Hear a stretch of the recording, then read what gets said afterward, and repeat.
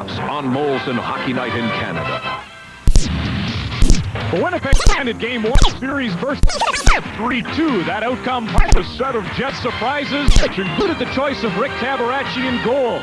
Winnipeg actually trailed 2-1 going into the third period, but got even on Evgeny Davidov's equalizer 18 seconds in. And you have to love Davidov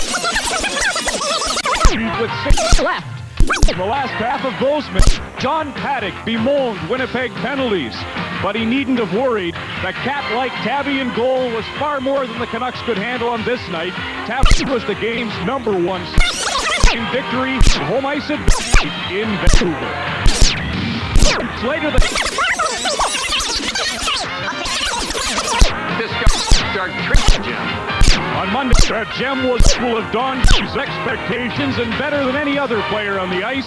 His 2-point contribution included the Canucks' first power play goal of the playoffs, and of even greater significance, his thunderous body checks. The captain came to play, and his team was able to clear a number of hurdles as they even the series at a game apiece. Now, tonight, in Winnipeg, we move beyond the nail-biters in Vancouver and join another loud crowd which has come to witness excitement in Game 3-2.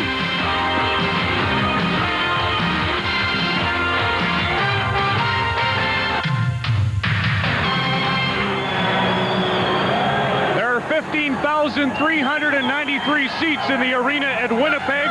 Many of them full already. Some fans stayed home, believe it or not, to watch Coach's Corner, but those who are here are getting to see their Jets for the first time since March the 29th, and as a result, they'll salute the team that has lost just one of its last 10 games, the team that got by Calgary to make it to the playoffs, and then the team that earned the split in Vancouver. Down here in the southeast corner of the arena in Winnipeg, good evening, and welcome to Molson Hockey Night in Canada on CBC and the 1992 Stanley Cup playoffs. I'm Ron McLean. A lot of fans are wearing white here like they did in Vancouver. I want to show you this t-shirt. Fans who are coming Friday should buy it. It says he shoots, he scores in 4 different languages, saluting the many internationals who are playing on behalf of the Jets and the Canucks, and I'd like you to pick one up because I know it'll make Don Cherry angry. Don will join me in a moment. We'll talk about Game 3 tonight. The two teams having split the first 2 games of the series, 5 goals aside. Very little to choose, but there's an important lineup consideration tonight. Ed Olczyk took the skate moments ago here at the arena. Ed led the Jets in scoring during the year with 32 goals. He had the game-winning tally in Game 1 on Saturday. After he took the skate, he then went into the trainer's room, was on the table for 15 minutes, and the decision was rendered 2 minutes ago. Olczyk will not play tonight. Borsato is in his stead. Eddie Olczyk, Winnipeg's top goal scorer, is out of the lineup tonight, and that's a big factor. It'll be Rick Tabaracci versus Kirk McLean in goal. No other significant moves. We should tell you that I spoke to the coaches about an hour ago. They looked back at the first 2 games of the series and put their to-do lists together and set up these expectations for Game 3 tonight. Well, I think that they were both evenly played games. See that each team scored 5 goals in the 2 games. We're obviously happy to come up with a split, and we hope to possibly up in the tempo and the pace a little bit here and turn into a little bit more of a skating game. Well, we expected that they'd try to pick up the tempo and play a little bit more in our zone than they did in our building. We expect them to put the puck in and start to pursue it. We can play a skating game as well. We still don't want to take away from the good hitting. We're getting some good contact from our forwards, and we want to continue that. Come on in, Don. Oh, sorry. Big head and all, and the hairdo is the same. It's not the real thing. Here's Benny the Jet. For their thoughts on this Game 3, let's go upstairs to Chris Cuthbert and John Garrett. Thanks very much, Ron. Good evening, everybody. We expected the top 20-year-old in this series to be Pavel Bure of the Vancouver Canucks, but John, after 2 games, it might be Keith Tkachuk of the Winnipeg Jets. He's played well in both games. And the thing with the Vancouver Canucks and the Winnipeg Jets, you get a guy like Tkachuk, he hits, but he can also score, as he showed in Game 2 against Kirk McLean. A nice move. And look at the contact. The bigger Canuck forwards had tried to intimidate the Jets. The Jets can't back down, and Keith Tkachuk is a fine example of how the Jets have not backed down. They have to be physical. They have to get offense from the defense, especially without Eddie O in the lineup. Housley, Newman, and Olofsson have to get involved. And in Game 1, their power play looked very good. They had a couple of power play goals. they have to get that going again. Well, we expected the most dangerous blue liner to be Phil Housley of the Jets, but it's been Jyrke Lumme of Vancouver. Vancouver's defense has been really solid all year, and their big offensive star has been Jyrke Lumme. In Game 2, he was the difference. I had him picked for a star even before he scored. They have to spread out their offense in Game 2. Trevor Linden was the dominant forward. In Game 1, Pavel Bure played well. They have to get both those lines going, and their forechecking has to continue the same way. They have to take the body and grind down the Jets. Well, the Canucks play well here and on the road. 2-1 in Winnipeg, 7-1-1 against Smythe Division opposition in their last 9 games. Ron? Right, Chris, but that one loss, a 5-1 victory by the Jets here a little bit ago, and here on Cherry Cam. You do this with such a plum. Don Cherry. Don, how about it? These guys think you ought to be the prime minister because they say you'll get rid of the Soviet hockey players and you have better ties. I'd straighten them out. I'll tell you that right now. Look at that, Don Cherry, #1 CBC. You watching that, Alan Clark? Yeah. All right. Look at that one up there. It's in Russian. It's in Russian, and they're all wearing visors to salute you tonight. We'll get a shot at that in a little while. Ron, it's in the southeast corner in behind us. I don't know if you can find it. They're wearing yellow helmets, visors. We'll get to that in a minute. Eddie Olczyk's not playing. What does that mean to Winnipeg? Well, there goes their one scorer. Now, Housley's got to stand up and do something. Housley has done nothing in playoffs. That's why Buffalo got rid of him. He's done nothing for the first 2 games. He has to go, take charge tonight, and do something, for crying out loud. Okay, I was going to ask you about Vancouver walking in here, but why don't we do Winnipeg first? What's John Paddock got to tell his Jets to try and do here? Relax, go out there, get that there. I love this, like this. What are we talking about? Let it go, guys. Kachuk, number 17. Get out there and score more goals than him. Play Tabaracci. Let's go. There's the guys right there. Right there, University. Vancouver's got to go out. Got to whack them. Got to hit them. No dumb penalties. They get dumb penalties. That's the one thing Winnipeg's got going for them is their power play. No dumb penalties. Got to go out there. Vancouver, I think, is going to come out smoking that first 10 minutes. They're going to be a little looser. They're not at home. They don't have the pressure on them. Okay, here goes the gamesmanship. We wait for a few minutes. The players haven't come on the ice yet. Well, that happens all the time. Vancouver's got to go on first. There's no doubt about it. But they're just keeping them nervous. It's like a fighter, eh? The champion keeps them waiting all the time. Are you surprised it's Tabaracci and not Bob Essenson? No, Tabaracci is hot. Essena hasn't played in a while. I don't think that'd be fair to put Essena in now at home with all the pressure on him. Tabaracci's playing dynamite. You would never change him. What do you make of, look at Randy Carlyle again. This is in the dressing room. What great camera work. I don't know who that is, but he should get an award for going in there. And the Jets, too, for letting us. Phil Housley. What about John Paddock? He said very little over the last couple of days. Quiet. He's from Manitoba. Well, he's not only that, he played in Hershey. Frank Mather's an old coach of mine. Here they come now. Coached them down. He never lost a game in the playoffs. They have to go on first. Peck wins an old guy. Let him make them wait. Make them wait. I think they're going to be loose. I think they're really going to be smoking tonight. All right, let's let the crowd bring on the home team.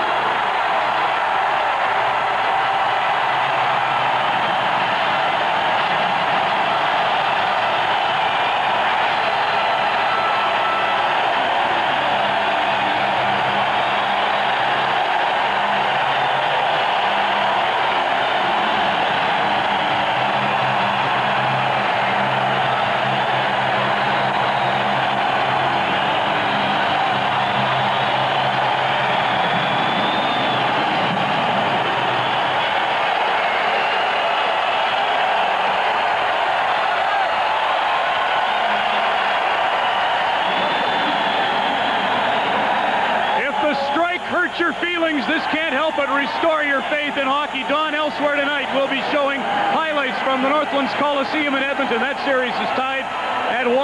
Gagne has just scored. The Minnesota North Stars, Mike Modano opened it. They have a 2-0 lead in the series in that same margin on the scoreboard at the Met Center in Bloomington. Unbelievable what the North Stars are doing this spring again. St. Louis and Chicago will start as we do here at the arena in Winnipeg. Up next, those who are white on will get to cheer for the Winnipeg Jets. The Vancouver Canucks fans are all around the country getting set to see Game 3 of the Smythe Division semifinal. It's a lovely, clear night in Winnipeg, but really there's only one vision, and that's it as we continue live on Molson Hockey Night in Canada on CBC.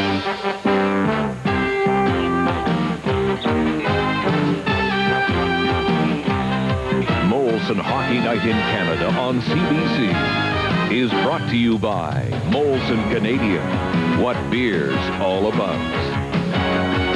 By Ford of Canada, where quality is job one, it's working. By Imperial Oil and Esso Associates, you're on your way with Esso. And by Pepsi, gotta have it.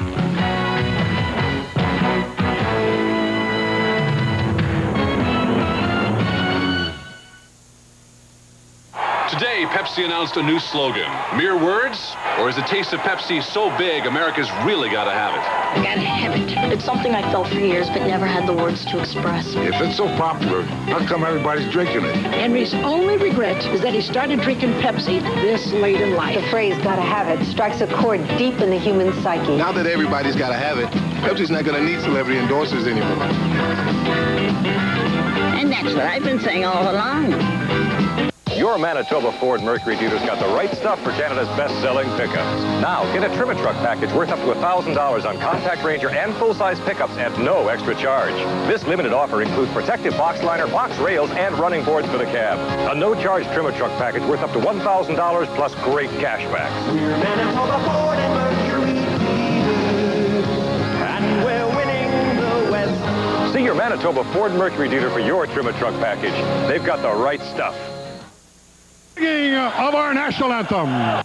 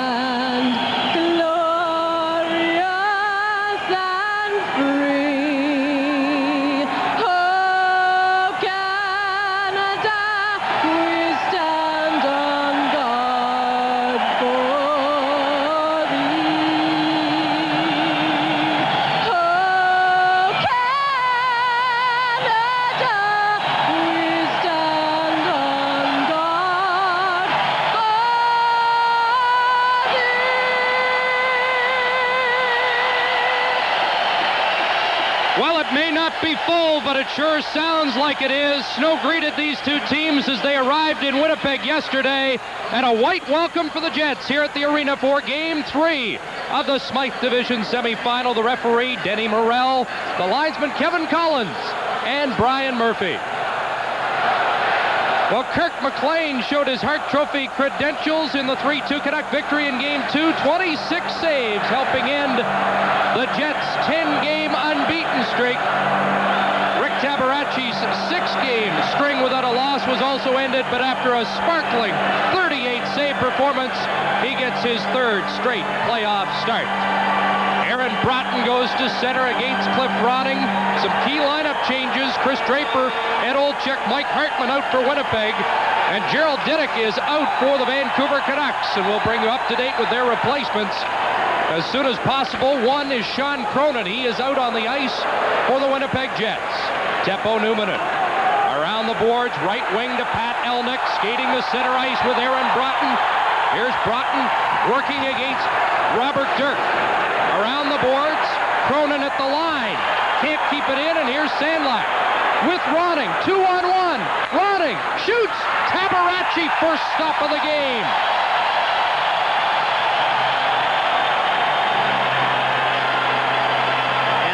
Sean Cronin wants to be aggressive, but you have to watch yourself. The 2-on-1 is set up by Cronin, pinching in right here, and Momesso ties him up. Here's the 2-on-1, Sandlak and Ronning. The pass goes across. The puck is rolling when Ronning shoots it. But look at where Tabarachi is again. Out on top of the crease, has the angle cut down, makes the save, makes it look easy. Scratches for the Winnipeg Jets. The big one, Ed Olczyk, took the pregame warm-up. Chris Draper and Mike Hartman also not dressed. I thought we'd see both those players as the Jets played pretty well in Vancouver. Lucien Deblois gets his first start of this playoff series, as well as Luciano Borsato, as Phil Housley dumps it in. A lot of heat on Housley here. You heard John Cherry in the opening, and Housley keeps it in at the right point. Behind the goal is Elnick. He's bumped by Dirk. Ulanov had pinched in. Darren Shannon tries to dig it free, and it comes around the other side. Housley. Shannon bumps Ronning. Elnick takes a hit from Momesso. Now it's Bure for Vancouver.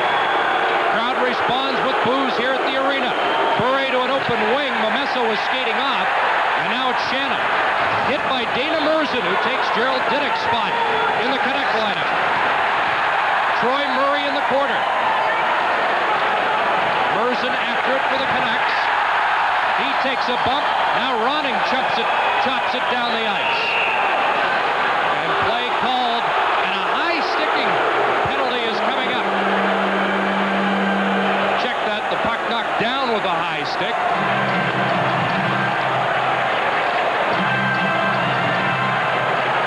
And it's Lucien Deblois who gets the high sticking penalty. It was hard to tell as Denny Morrell didn't go all the way to the penalty box. But it's one of those retaliation penalties. 2 minutes for high sticking. The time 1 minute, 41 seconds. And right there, Deblois gets a stick up on Ronning as Ronning tried to duck under him. And the penalty is called by referee Denny Morrell. Lots of hits early in this game, and it's hard for a referee to come in game 3 to get the feeling of the emotion. Good solid hit by Troy Murray. Phil Housley, the Canucks know you have to take the body. Now watch how long it is after the play of Housley that Momesso goes right through him. Vancouver 1 for 13 on the power play in this series. Greg Adams is out with Larionov. Larionov into Adams, broken up by Sykes and out to center ice. There's Bure. Beats it to Larionov. Lume. Eagles and Sykes penalty killers. Here's Larionov. Plavsic. Bure at the right point. Larionov in the corner. Hit by Numanen. Fans responding with each Jet body check so far as Winnipeg clears it down. A good solid hit by Teppo Numanen on Igor Larionov. And that's what the Jets have to do. Pick on the smaller Canuck forwards. And they're not going to get a chance to hit the bigger one. 1:07 to go in the Deblois penalty, and the Canucks called for icing. Scratches for the Canucks. Jimmy Agnew has a sore shoulder. Gerald Diddick is out, and Dana Merzen is in. Peter Nedved has yet to see action here in the playoffs. It's Pat Quinn looking for his 50th playoff victory tonight. Pat Quinn talked about his forwards' aggressive play and how they have to continue with that hitting. We saw an example when Sergio Momesso went right through Phil Housley.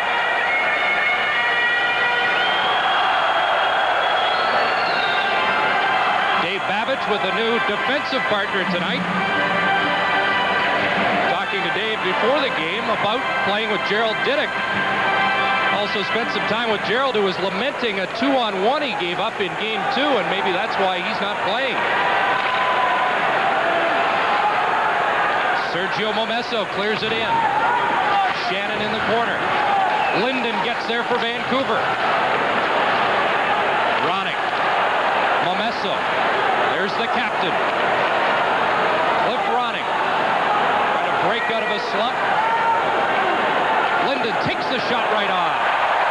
37 seconds to go in the power play. Babbage. Litzner on the near side. Flips it in. Hit Carlisle.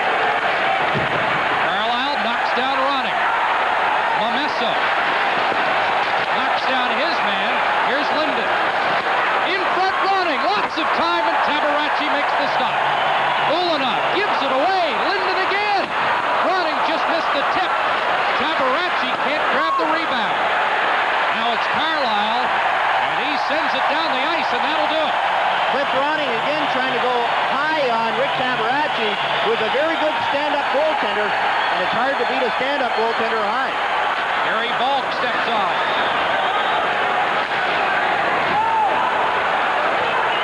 Kachuk at center ice. He clears it in for Winnipeg. Good-looking rookie, number 7, Kachuk likes the heavy going, turns it over. Penalty coming up against Vancouver. Here's a chance for Steen. Thomas Steen to Davidon. Extra attacker out for the Jets. Vancouver touches it. And once again, Kachuk with his aggressive style draws a penalty for the Vancouver Canucks.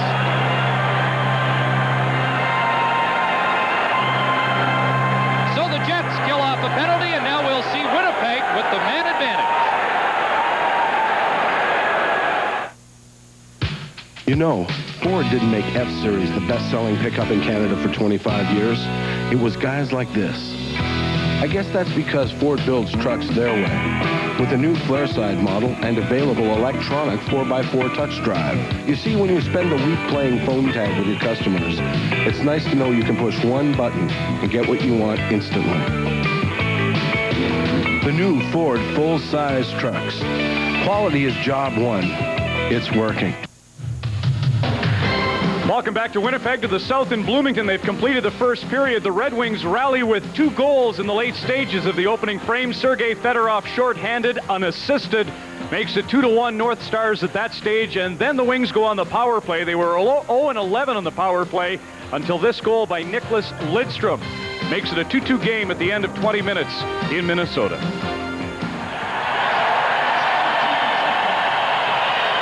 Jyrki Lume gets 4 minutes, 2 minutes for hooking, and then 2 minutes for roughing. And Evgeny Davidov for the Winnipeg Jets gets 2 minutes for roughing, so the Jets get a power play. Now on the left-hand side of your screen, there's the good hit. And the penalty right there, Lume with his hand on Kachuk, sort of a holding penalty called hooking. And now the Jets get another power play opportunity. Steen, Kachuk, and Elenick up front. Olsen and Housley will be the point men, and Lidster from the draw sends the Jets back. Ryan Walter and Gary Volk are the penalty killers for the Canucks. Jets 2 for 11 with the man advantage as Housley leads the rush to Steen. McLean out of the goal. Volk overskated it. Here's Elnick. Thomas Steen. Housley. Steen across to Olsen. Housley shoots, so that's wide. Not much on it. Lidster out to center. Housley quickly to Steen. Olsen misses the pass. He'll go in after it. Lidster gets there first. Gary Volk missed it. Housley with room. Moves in. Shoots right on. And McLean covers up. That's the first shot on goal for the Jets tonight.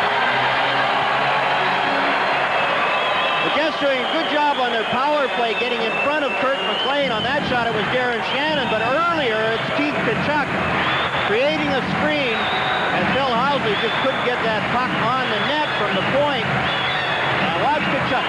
Good solid hit, the elbows down, no threat of a penalty. And here's Darren Shannon getting lined up in front. Housley the shot, and Kurt McLean again standing up out well to make a good save. Now watch McLean, good concentration. There's Darren Shannon trying to create the screen, and McLean making the save. 1:07 to go in the penalty to Vancouver. Jets win the faceoff. Olsen shot, toe save McLean. Luciano Borsetto seeing his first action in this series wearing number 38. Olsen winds up deflected wide. Borsetto had 3 power play goals against the Canucks during the regular season. Aaron Broughton, Housley. Housley at the point, shot, glove stop McLean.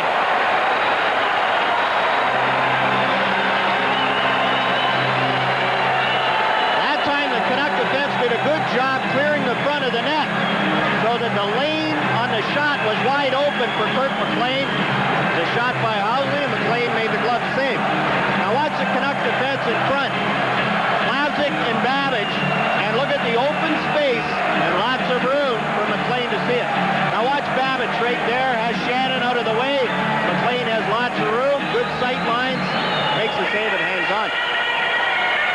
seconds to go in this Winnipeg penalty or power play. Tom Fergus getting set for the face-off. And it will be Aaron Broughton. Two former Leafs in on this draw. Jets win it. Housley hit the goalpost. McLean didn't see that at all.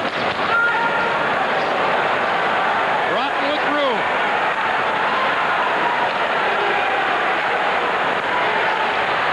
Housley to Olesen. Cross ice for Broughton. Broughton down low. There's Borsato. Point to Olesen. 8 seconds to go in the man advantage.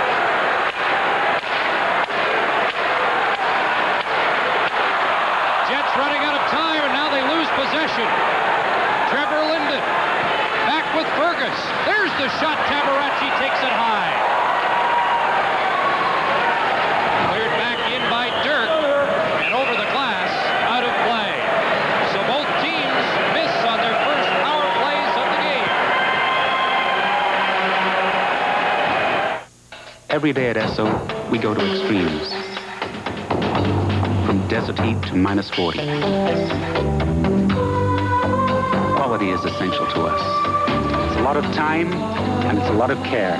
Our gasoline goes through at least 16 different quality control tests. Nothing is left to chance. Quality is too important. From the first test to the last stop. At Esso, you can count on all of us for the quality of our products.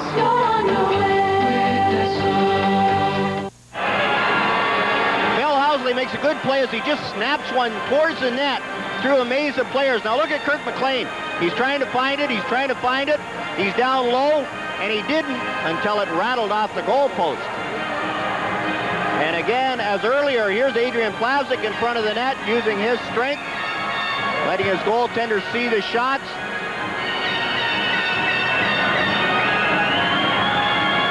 Did a good job. The Jets had 3 shots, but there were point shots that McLean saw all the way and made the saves look easy.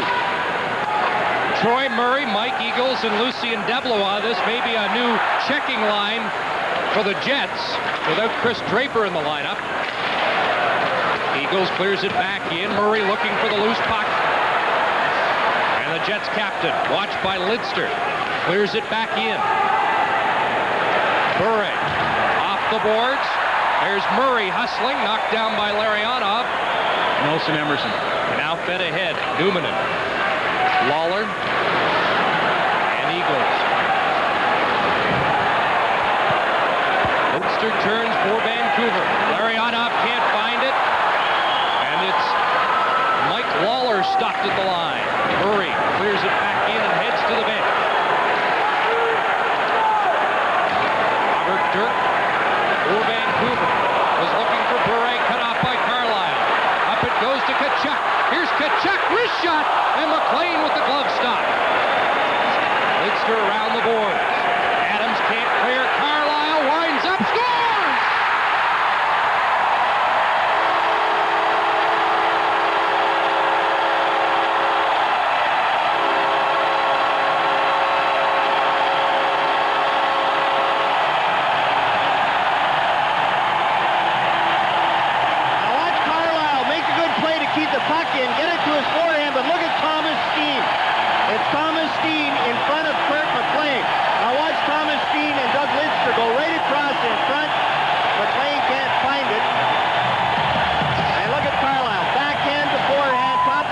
And there's the screen created by Thomas Steen and the goal by Randy Carlisle.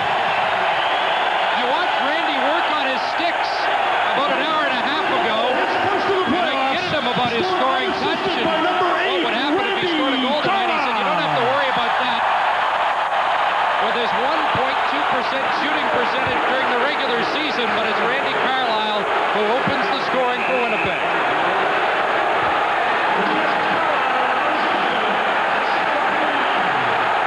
Cronin is taking a penalty. 12:03 to go here in the first period.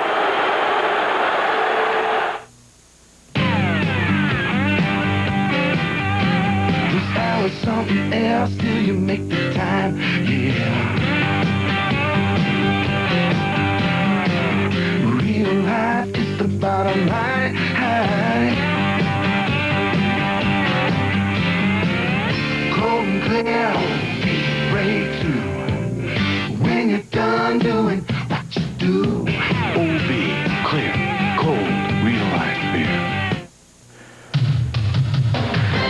far as semifinal action at the arena in St. Louis this evening, the Blues draw first blood against the Blackhawks. Great play by Brett Hull to get it over to Nelson Emerson. Jeff Brown also draws an assist, and it's St. Louis 1, Chicago no score in the first period. Sean Cronin sitting in the penalty box, a high sticking penalty at 7:57, and that's Sean Cronin's second shift. And it's great to get involved in the playoffs, but you have to control yourself. He got caught on a 2-on-1 in his first shift, and now a penalty. The goal, 7:39, Randy Carlyle, his first of the playoffs, second of the year unassisted, and now the Canucks looking for the equalizer, but it's cleared down the ice, and Eagles and Momesso have words. Broken up by Kevin Collins quickly, and play continues. Cliff Ronning starts the Canucks away to center. Over the line, drops it off for Babbitt. There's Linden. Watched by Murray. Momesso's in front. Ronning feeds the point. There's Babbitt winding up the shot, and Tabaracci hangs on.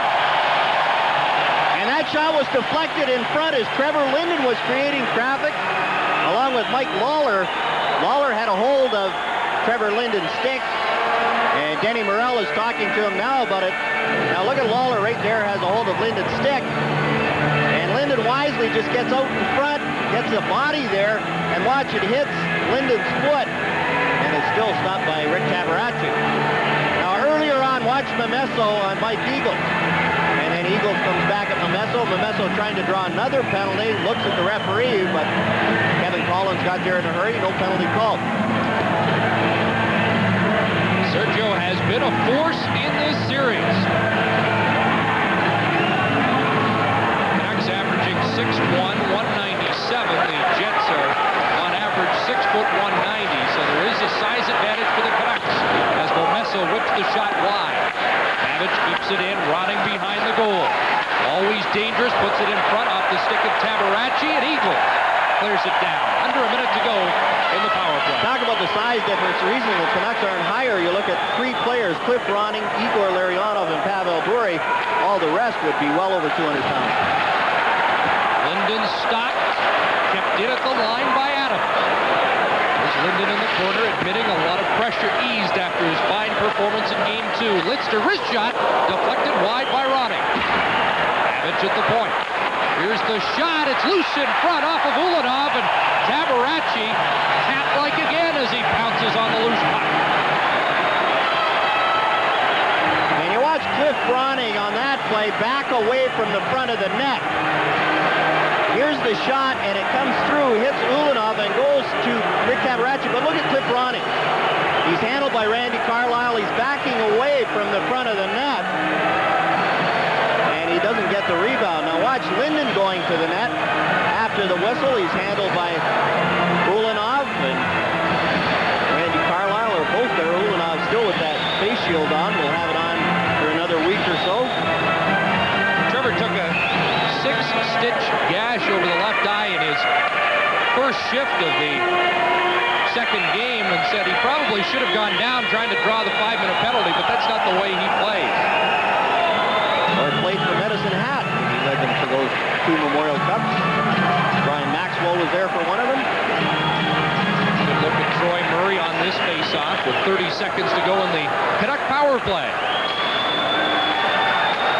Lume to Bure. Fans reacting to Bure here. Out in front it goes! What a stop!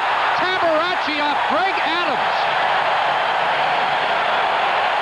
Great quick reaction. Tabaracci reading the play, knowing Adams was there, stuck out the leg and made the save. 8 shot on goal for Adams in this series, still looking for his first goal. Lume stopped by Phil Sykes, and that will kill the remaining seconds of the Jets. Penalty to Sean Cronin. Back comes Plavsic to center. Hands it off to Larionov, and on the right side, Bure was loose, but offside. 9:50 left, first period. Jets have the lead. You know, we multi-talented athlete guys, we sure need the sporting goods. It's a good thing that it's Canadian Tires. Here comes the Sun event this week. You can get everything you need at great savings. Well, I better get off this squash court.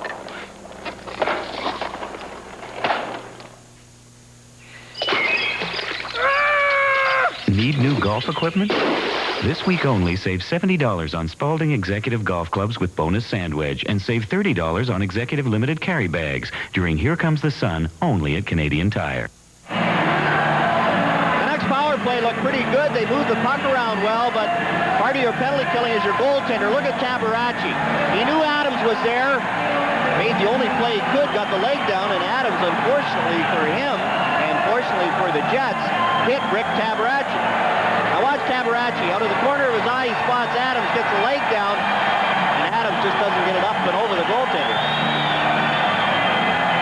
When we asked John Paddock this morning about his goaltending selection for Game 3, he said, I even talked to Bob Essenza, who admitted Tabaracci was better in the second game than he was in the first. So I think Bob Essenza even realizes right now that Tabaracci has the hot hand. That's not to suggest that Essenza wouldn't dearly love to be in there. Walter took a hit. And Housley gets it out. Doug Lidster, the veteran defenseman, clears it back in for Vancouver. Ulanov around the boards, waiting for it. There is Courtnall. Fergus in front. Now it's cleared by Ulanov down the ice. Jeff Courtnall on the left side with the so-called fourth line of the Vancouver Canucks, along with Ryan Walter and Robert Cron. That puck hit Cron's skate as he went to the bench, and the fans reacted, thinking perhaps Vancouver would be called for too many on the ice. Linden in the middle to Fergus. Fergus hits the line. Around the boards, Tabaracci out, Courtnall hit Lawler. Linden bumps his man. And Broughton clears it around, and behind the play, Courtnall dumped Lawler. Penalty coming up against Vancouver. Puck shot down the ice, and Hellenick, either way, play's going to stop either on an icing or a two-line pass. Will on a penalty as well, with 8:33 left to go in the first period.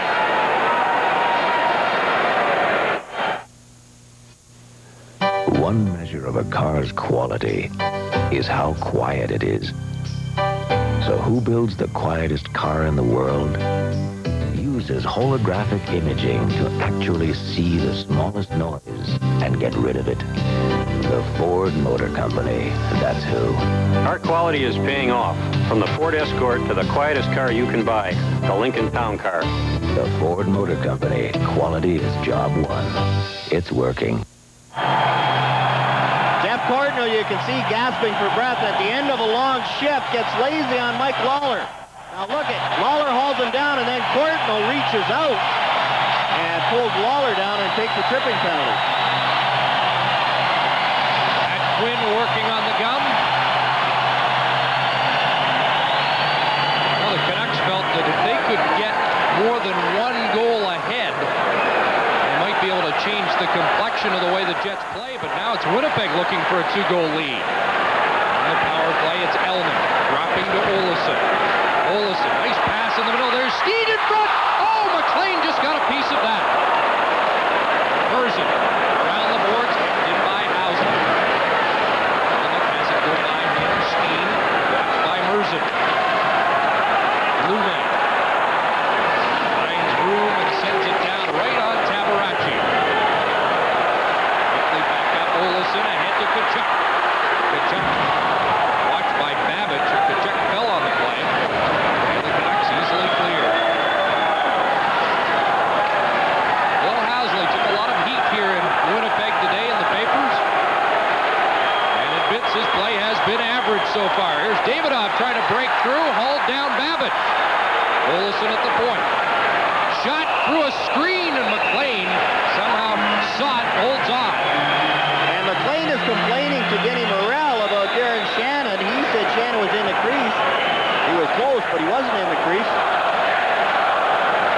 McLean in good position, had himself lined up, and that's why he was able to stop that screen shot. And the Jets are doing a good job jamming the front of the net. Now we'll look at McLean. There's Shannon right there. He's not in the crease. He's out high. Aaron Brod's out high. It goes through both their legs. McLean finds it, makes the save, and hangs on. Shots are even at 8 apiece. And the Jet fans have had plenty to get excited about so far. 54 seconds to go in Courtnall's penalty.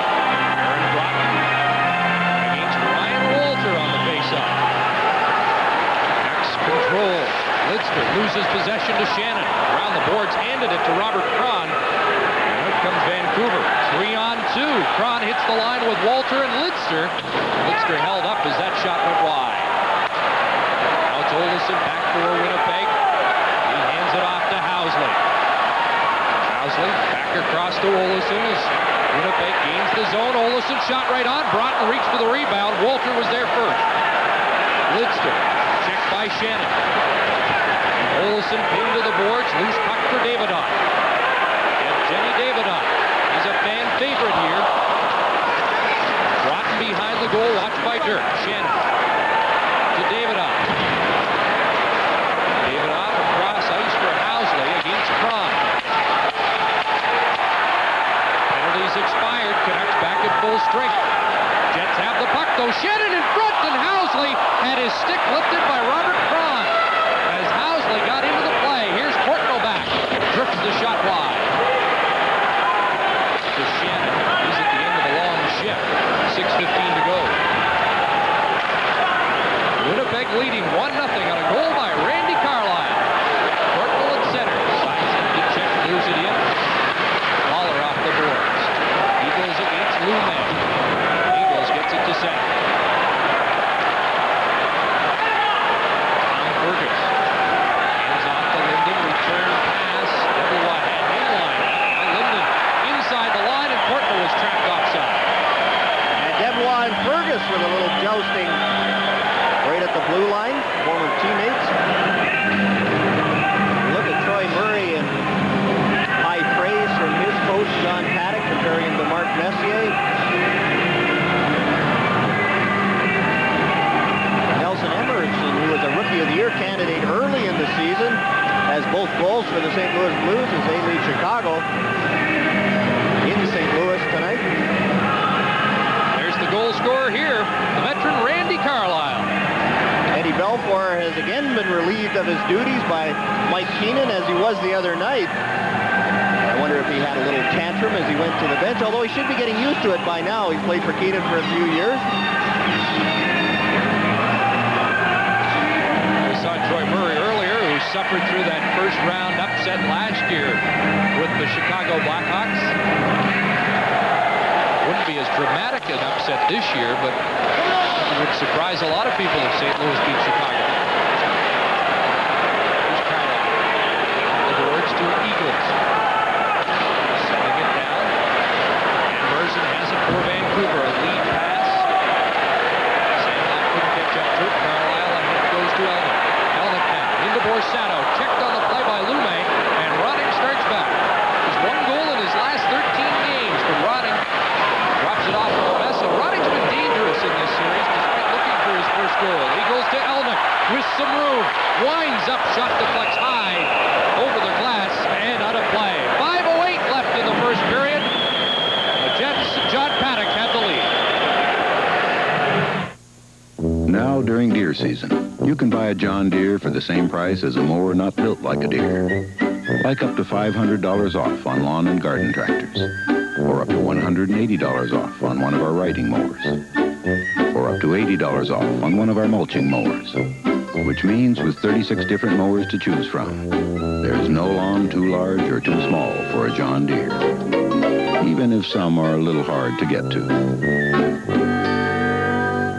Now look at the Winnipeg Arena and the proud old building that it is, and there's very few buildings that have a picture of the Queen still in them. Queen's birthday a couple of days ago, 68 years old, although I think that picture was done quite a few years ago. It's been here ever since I played here in this building, and we used to take shots at it practice. I remember we used to Watch target. Drapes won't like that. No, that's true. Lawler clears it in for the Jets. Adrian Plavsic has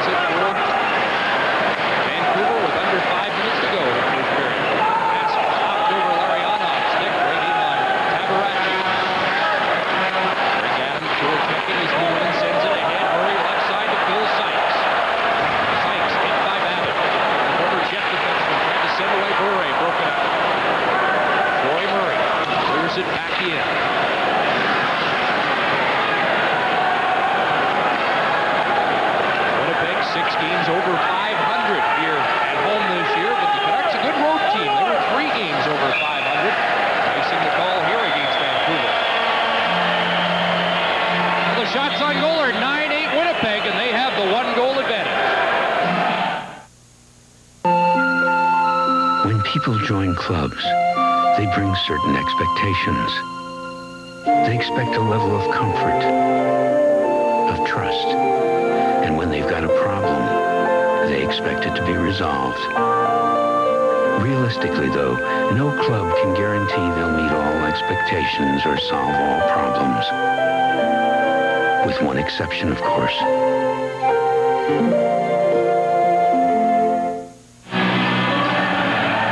What an entrance tonight. Don Cherry coming up with the coach's corner with Ron McLean. He could run for political office here in Manitoba for sure. Theme white on, as you see all the white here in the Winnipeg Arena. It's been quite a few years now that every playoff time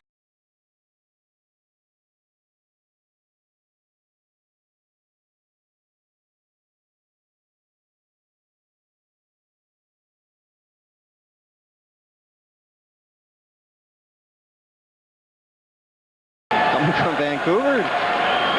Weather was nice there in Vancouver. It was a snowstorm. That's why the Canucks seem to be off balance here. Here's Bure inside the line. Great move. Wrist shot right on. Tabaracci kicked it out and then shoved Babbage away as he was pushed into the goal crease. Bure at center. Larionov missed the pass. Murray took a run at Greg Adams.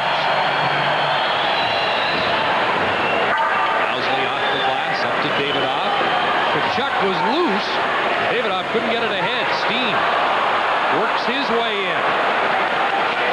Steen behind the net. There's Housley on offense now. Housley trying to tuck it in, and his pass for Steen just missed. Bure quickly turns for Vancouver. Now left side to Kron. Kron around Tkachuk. Sharp angle and a glove stop by Tabaracci. Ulyanov up ahead for Davidoff. Playing out of the goal. Steen against the boards. Clears it behind the net, and it's Lidster. Comes back inside the line, offside. Down to 3:10 left in the first period.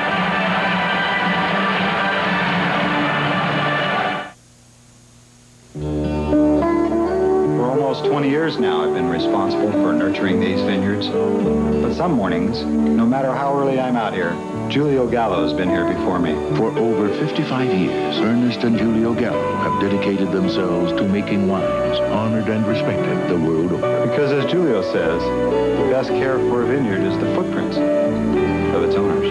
Come, taste the Reserve Cabernet Sauvignon of Ernest and Julio Gallo, the work of a lifetime.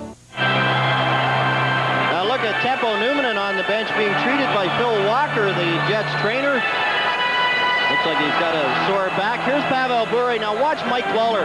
Bure has a great lateral movement right there. He goes around Lawler, gets a shot. It's a weak one, and Rick Tabaracci made it look easy. Talking to Phil Walker before the game, he wanted us to say hi to his folks in Newfoundland. Said the whole town would be over, all 600 of them watching the game tonight.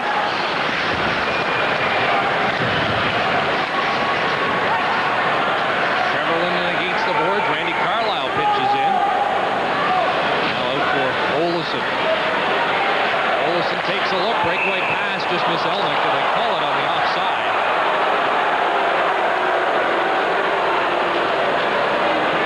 Trevor Linden was such a dominant force in Game 2, has had a little trouble getting untracked here in Game 3, as the Winnipeg Jets have done a good job shutting down the Vancouver Canucks. The only chances really the Canucks have created have been on the power play. Said he felt a little sorry for Phil Housley when the Canucks lost Game 1. He said, I got all the heat. Jets lose Game 2. He gets all the heat.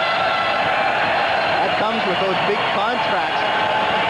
Part of the package, when you start making up around $1 million a year, you're expected to perform every night. I think the players realize that. How did Linden ever perform in Game 2? So did Jyrki Lumme. The game-winning goal feeds it ahead, and here's Ronning. Moves it in. Lawler after it, overskated it. Ronning with a chance, lost control of it. Now Elnick will be called upon to provide more offense. Voracek on right wing. Sandlak back in for Ronnie, tees it up, shot right on. Tabarachi's been solid in this first period. Merson goes back to get it. Murray, Deblois, and Eagles out for Winnipeg. Running with Sandlak and Momesso. Lead pass for Ronning. Past him, Ulanov will get there first, icing the call against the Canucks. With the Hockey Night in Canada update from Minnesota, here's Ron McClure. Thank you, Chris. Detroit had taken over the game in Bloomington, tying at 2-2, 7 straight shots on goal, but the first one that the Stars get in the second period. Brian Bellows takes it from the spot he scored the other night. Neil Broughton with the deflection, his first goal of the Stanley Cup playoffs, and it's the Stars leading by 1.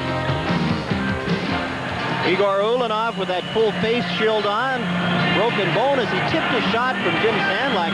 Tipped it himself, came up off his stick. Hit him in the cheekbone. There were thoughts that he was going to take that mask off tonight. He said he didn't like it because he couldn't see behind him. Well, if he can see behind him without the mask, then he's got an asset that I don't think anybody else in the NHL has. On the face-off, Kachuk reaching for it, lost it to Linden. Interesting that Kachuk and Linden are matched up against each other right now. John Paddock comparing Kachuk to Trevor Linden as a power forward. Also Gary Roberts. That's really big highlight. Big number 7.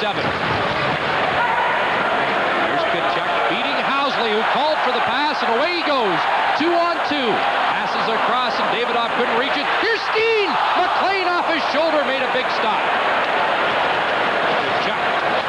Davidoff behind the goal, tried the wraparound. Ulanov, sharp angle through the crease. Housley keeps it in. Pressure by the Jets. Late first period. Penalty coming up against Vancouver. And it's a slashing call handed up by Denny Morrell. With the Hockey Night in Canada update from St. Louis. Here again is Ron. This time it's at the arena in St. Louis that the Blackhawks score the goal. Jeremy Roenick's first of the playoffs. Brown and Smith with the puck at the point. A nice pass by Brown to Jeremy Roenick. And on the doorstep, he beats Curtis Joseph. And it's the Blues 2, the Blackhawks 1. And we'll have highlights of that in Coach's Corner. It's been a strange one at the arena. Jeff Courtnall in the penalty box for slashing Phil Housley. And Housley has jumped up into the play a number of times tonight. This time, Courtnall broke his stick on Phil Housley right in front of Denny Morrell. And then kind of glanced at Morrell like, well, what did I do? Courtnall had to go to the bench to get a new stick. Takes a slashing penalty, and the Jets power play 0 for 2 on the night, get their third opportunity. Trying to go up by 2 here. They line up 4 across with Olesen, the point man. Housley cheats a bit. Steen, Elnick, Kachuk, Housley, Olesen, the power play unit. Fergus and Linden, the penalty killers, with Dirk Lidster. Denny Morrell wants this face-off done just right. Steen kicks it back. Housley to Olesen.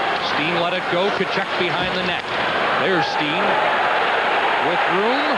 Under a minute to go. Olesen winds up. That hit Dirk, and it's caught up in his equipment.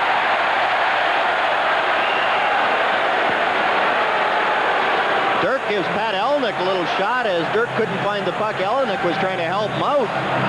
Get the puck out of Dirk's equipment.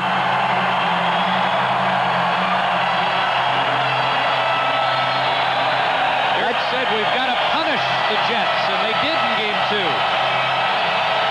But they haven't here in Game 3, and that shot by Frederick Olesen, and that's one of Olesen's drawbacks. He does score a lot of goals from the point. But if he doesn't score himself, it's pretty hard to tip those in when they're up around your waist or shoulder area. Fans making noise at the arena. 48 seconds to go in this first period. Again, the face-off done fairly. And the linesman might be a little extra cautious after Adam Oates' goal last night, as Boston won in overtime on a strange goal right off the draw against Buffalo.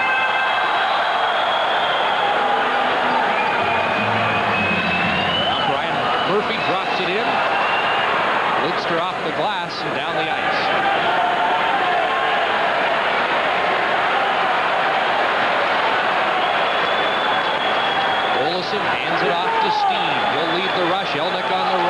Tkachuk in behind the defense, just missed the pass. There's Tkachuk in the corner, leaves for Elnick. Steen behind the goal, and he handed it to Lidster. In turn, Lidster had clear. Olsen keeps it in. Elnick, 18 seconds to go. Puts it in front, they score!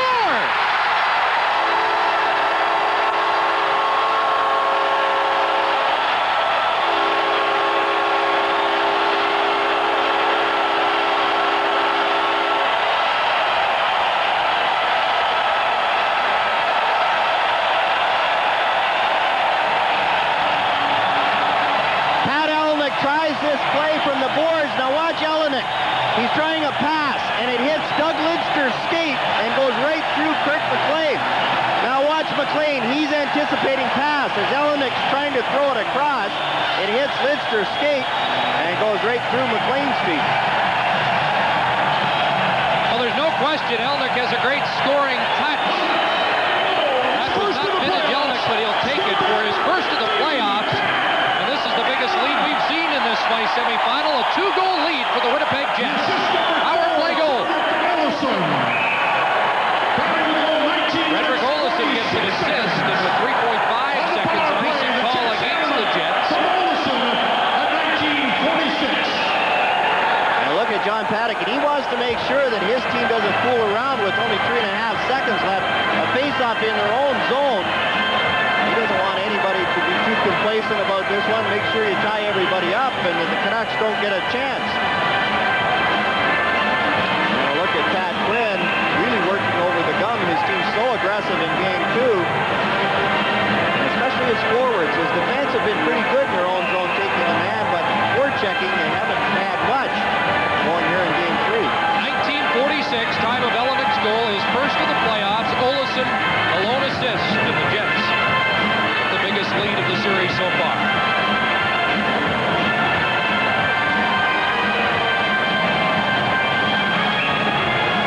Mike Eagles getting ready for this face-off against Ronning. Jets don't want to make a mistake now after a terrific period. Tabaracci clears it down the ice to end period 1.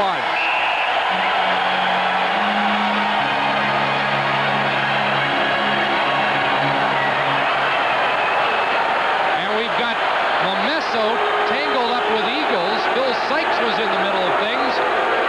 It was Eagles and Ronning right off the faceoff, and then Ronning skated away, and Dana Merzen came in, and the bigger Canucks came in, tried to settle the score for Cliff Ronning. That's how game 2 ended in Vancouver, and things perhaps just starting to heat up here in Winnipeg. Great ovation from the Jet fans as Winnipeg now heads to the dressing room after a strong first period. Coming up in our first intermission, Don Cherry in the coach's corner with Ron McLean. And the score at the end of the first period at the arena in Winnipeg.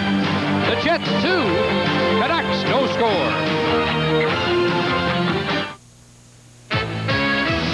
I'm a big man. Why do so many men stick with Bic? I'm a big man. Because there's a Bic for every beard. Bic Regular, a great shave at a great price. I'm a big man. Bic Sensitive, Bic Baby's tender skin. Bic Metal, slim head, total control. Yeah, I'm a big man. I'm a big man. Regular, sensitive, metal. I'm a big man. Do comfort and adventure go together? They do now. Introducing the Explorer. With car-like comfort, the largest interior available, and 4-liter power. Explorer. No wonder it's the best-selling vehicle in its class. Explorer. Quality is job 1. It's working. Over the last 35 years, why have so many people come to Speedy Muffler King? Maybe it's because of really great value, like our $99.95 front disc brake package. Maybe it's because they trust Speedy's guaranteed parts, professional work, and licensed brake mechanics. And now for a limited time, get a Black & Decker Dustbuster for only $4.99. Professional work, a great deal on brakes, and a Dustbuster for $4.99. No wonder over 10 million customers have come to Speedy. At Speedy, you're a somebody. We've all been hearing a lot about the work underway to renew our Constitution. This process isn't easy, but it's important. The future of Canada depends on it. Recently, a special joint committee of the House of Commons and the Senate consulted with Canadians across the country, then made a unanimous report to Parliament. It makes recommendations on such matters as Quebec's distinct society and the linguistic duality of Canada, self-government for Aboriginal peoples, Senate reform, a new sharing of responsibilities between governments, a social covenant, and Canadian economic union.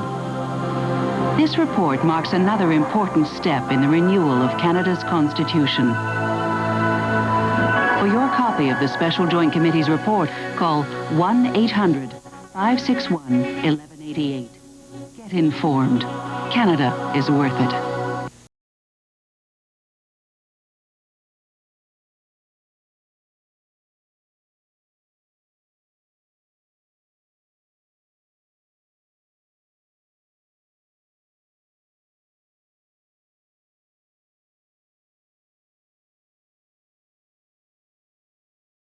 You know, there's real magic in Diet Pepsi. It's got that special aha ingredient.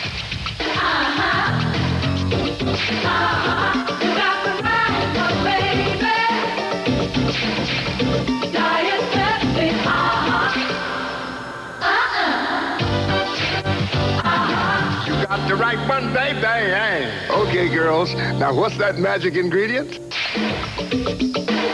With 100% uh-huh.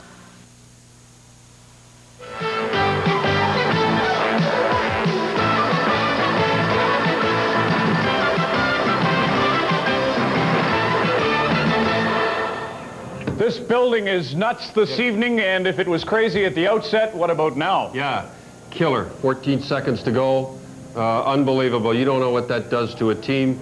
It's a great game. This is hockey, boy. This is the best series so far. Do you think the Canucks have a chance to come back? Oh, yeah.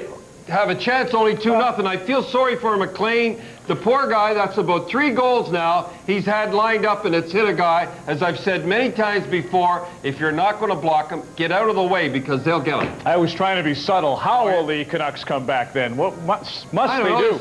Score some goals. Okay, 3 at least at this point. We'll move on. You got less to say about this one than the other one, I know. Why don't we go, first of all, to where do you want to go? Well, I don't know, Chicago. I know what you're going to hit me with, and yeah. I don't... Let's show it, Mark. This is a goal by Nelson Emerson. You pick it up. The real story here is the change of goaltenders by Mike Keenan. 3 times he's had Belfour and Hasek exchange spots in the crease, and Belfour went in this situation.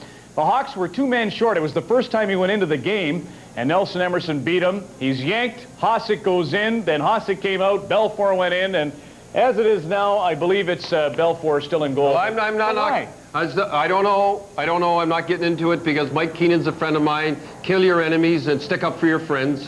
That's the way I am. He must have a reason. I don't know what the reason is. Last game of the season. Yeah, last game of the season, but not in the playoffs. You saw it in the playoffs once. Overtime, wasn't it? Who went in? You want me to tell that story? Stevenson in? If you wish. Well, you're telling the whole story. You wanted to. He just told the whole story. Yeah, someday I'll tell you. How did it happen? Well, you're asking me the questions and then you're answering them. Well, go on, something else now. I'm just telling you that I don't know how it happened, though. Well, all right, I'll tell you. Please. What happened was we were in the playoffs, went into overtime. Wayne Stevenson had played the whole game, and for some reason, Freddie Sherrill said, Perrant, get in there in the overtime. Ricky Middleton, I said, go wide, shoot it on him, and he scored. But you blew the whole thing anyhow. No, I didn't. Why did Sherrill do it? Did he say? I don't know why he did it. I'm glad he did it, though. I don't know why Keenan did it. What do I know? There must be nuts or something. The strange part is they go down 2-0 on the goal we just showed you a moment ago by Emerson. Now they've rallied with 2 to tie it. So. Hey, Keenan's got an idea. I don't know what it is. Maybe he'll wake Belfour up or something. Minnesota, they pulled Tim Shovelday in Minnesota and put in Vincent Riendeau. It's 4-2 in that game. I'll tell you something. I don't understand. Shovelday played 72 games. He's worn out. Something's going on there. The poor kid got pulled. Like last year. Yeah, same thing last year. Brian Murray, whoa, playoffs again for Brian Murray. Well, there's the R. Jacques, the happiest guy in the world right now, and I'm not saying it one way or another, Jacques Demers. Here's a guy that went to semifinals twice, coached the year, made all that money for them and everything, gassed them, and now what? Haven't got by the first round. Go ahead. Thank you. Buffalo and Boston, we sat here last night at the arena in Winnipeg, watched this game in overtime. We each got to pick a player on either side who'd score the winning goal. I picked Pat LaFontaine or Adam Oates. Oates got it, so I won all the prizes, whatever they were. Could have been LaFontaine. I picked Byers. You picked Lyndon Byers, yeah. What are you going to show us from that game? I don't know. I think, first of all, we got that deal with...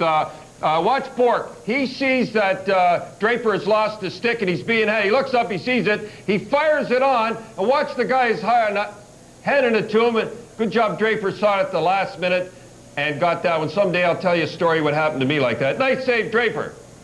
That's okay. Next we got, look at the visor. Watch Poulin. Is this a funny one or what? Here's the guys with a visor. Isn't this something? I just thought I'd throw that in. He's got to get glasses to see the glass. It's so far away from his eyeballs. Now, I want to mention Moncton beat Fredericton in Fredericton last night, 3-2. They'll play St. John's in the first game of the next series Friday night in St. John's, Newfoundland, and again Sunday there. What a series it ought to be. Woo. I hear that Mike O'Neill was brilliant in goal for Moncton in that first start. What did he go to Finland? 4-7. Yeah, he went to Finland and played for a year, went to Yale. Who else now, good? Anybody? I want to talk about something. You kids out there. I thought you would talk about Rudy Poshek on all these. Rudy Poshek, yeah. I talked about him all the time, and I forgot about him because I wanted to get to Burry, something Burry did. Pochek, to get him up here, woo, wouldn't that be something? Maybe have a little fun. Anyhow, I like Pochek. This goal was something that Burry did. All you kids, Canadians and Americans never do. Watch this. Chuck, great guy back checker. Watch this. Kicked his feet from under him. That little weasel, I'm telling you, he's doing a great job so far, hasn't he, Pavel Burry? Doesn't like Kachuk with his feet up and can't understand why a Hasek would see Eddie Belfour with his up. In this installment of the Coach's Corner on Molson Hockey Night in Canada, the Stanley Cup playoffs.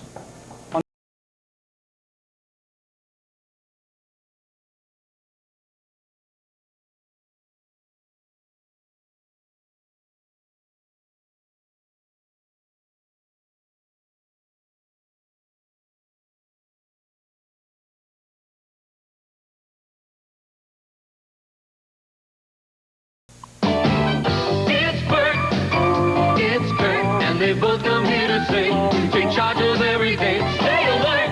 Hi, I'm Gert, and this is my brother Bert. Hi, we're here to help you stay alert and stay safe. Yeah, so follow along. Watch out, beware, things aren't always as they seem. We'll show you what we mean. Stay alert, stay safe. Get a lifestyle in Linden Woods. There's never been a better time to move into a great neighborhood with distinctive homes starting at just $135,000. The current low mortgage rates make buying a first home very attractive, and you can use up to $20,000 of your RSP toward the purchase of a new home. Now you have the opportunity to enhance your quality of life at an affordable price. Get a lifestyle in Linden Woods. See us today for more information. If your sporty car doesn't feel so sporty anymore, you need a change. By the team, the BF Goodrich Tire Team. They'll put on BF Goodrich TA Performance tires. Tires designed just for your sporty car. It's a whole new level of performance. Feel the difference. See your BF Goodrich Tire Team if they don't see you first.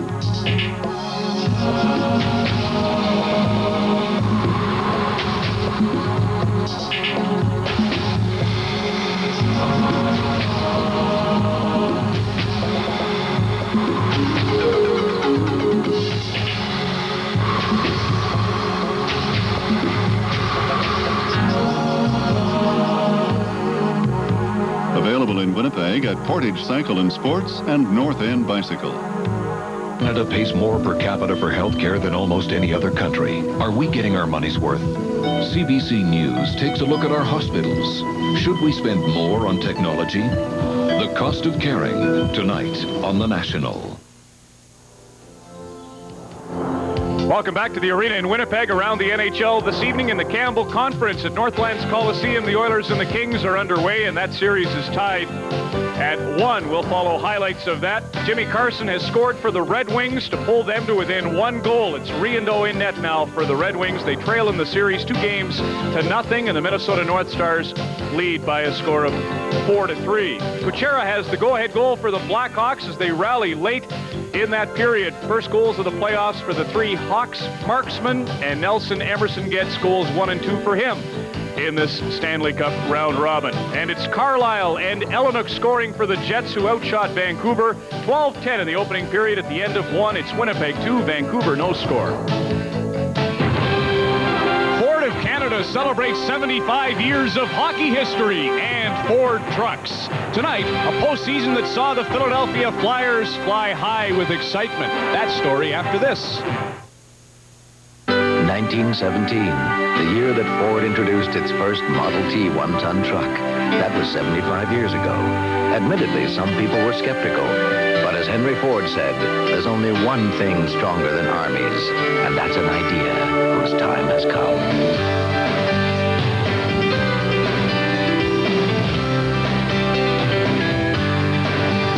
Thanks to you from Ford of Canada for a successful 75 years.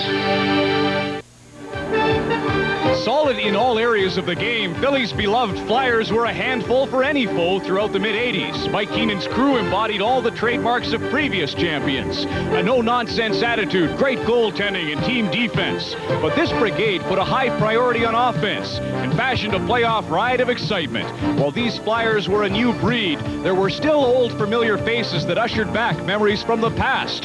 Their skill took them to a memorable 7-game Cup final versus Edmonton before they bowed out, all the while leaving the infamous Flyers spirit and tradition firmly intact. The Philadelphia Flyers of the 80s. Ford of Canada celebrates 75 years of hockey history and Ford trucks.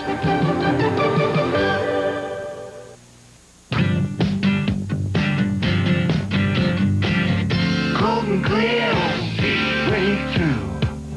When you're done doing what you do. OB, clear, cold, real life beer.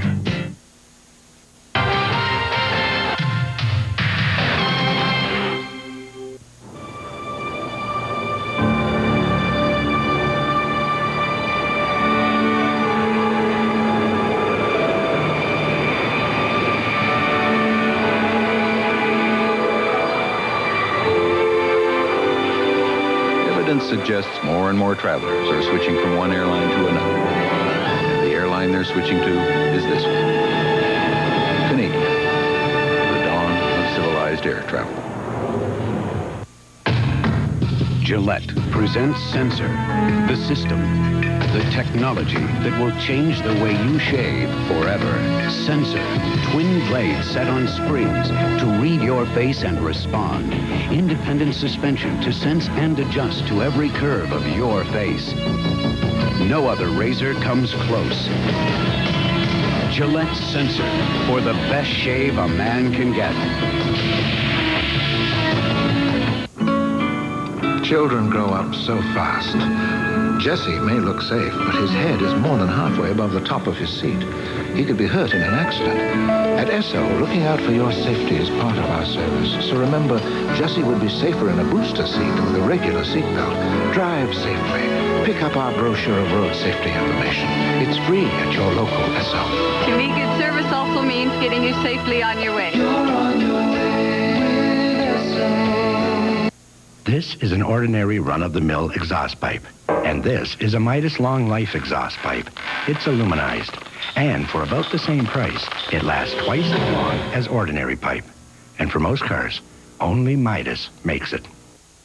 Let's hear it for the baseball expert. Typical hockey crowd.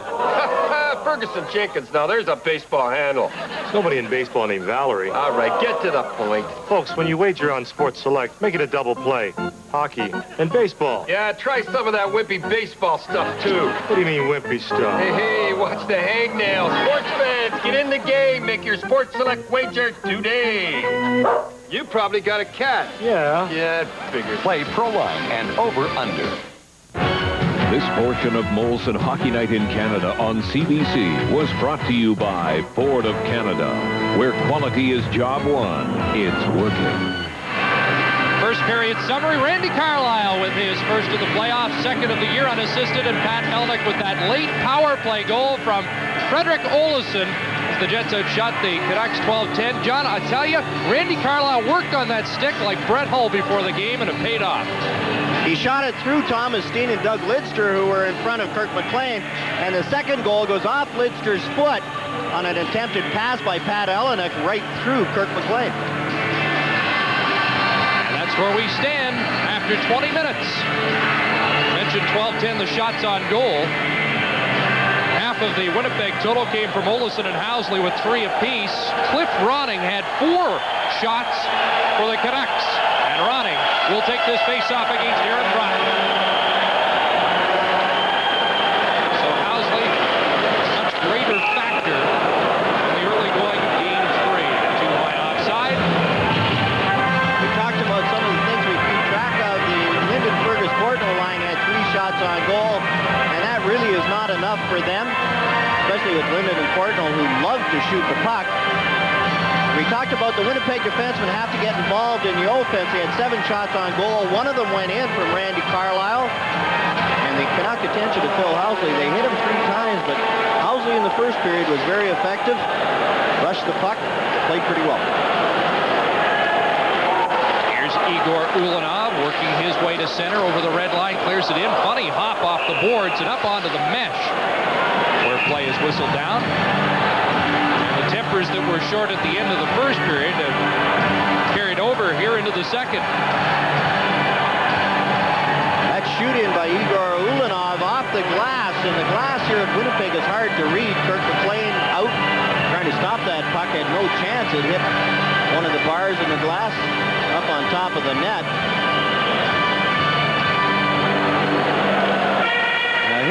Here's the shoot-in by Ulanov. It's off the glass, and it hits one of those partitions. And look at Kirk McLean. He's trying to find it.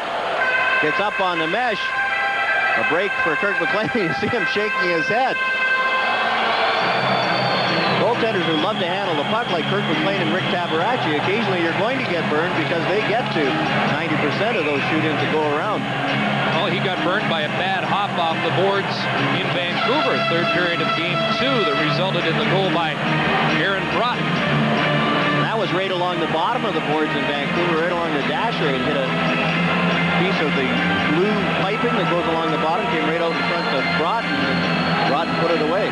Broughton on this face-off against Ronning. 26 seconds into the second period. Sandlak against the boards. Elnick worked it free, but the Canucks come up with it, and it's Momesso. Leaves it for Ronning. Elnick breaks that up. Here's Shannon with the steal. Shannon, can he catch up to it in time? Behind the goal, wraparound try. McLean had it covered. Broughton drops it off behind the goal. Dirk is there for Vancouver. McLean out, leaves it for Lidster. Elnick forechecking him. Ulanov pinching in. The Jets bottling up the Canucks right now. There's Troy Murray stepping into Sandlak, but it's Ronning out to center with Momesso. Ronning clears it in. Momesso goes after it. Housley couldn't clear it. Centered in front. There's Housley. Doesn't lead many rushes, but he will here. Right wing to Elnick. Housley back, and his pass for Eagles failed to hit the target. Back to Ulanov. Clears it into the corner. Here's Eagles behind the net. Checked by Lume. Here came Lume to Sandlak in the middle to Momesso. Momesso at the end of the shift heads to the bench. Ulanov bumped by Linden. Linden goes down. Center ice, Portnoy couldn't get loose, and it's cleared in by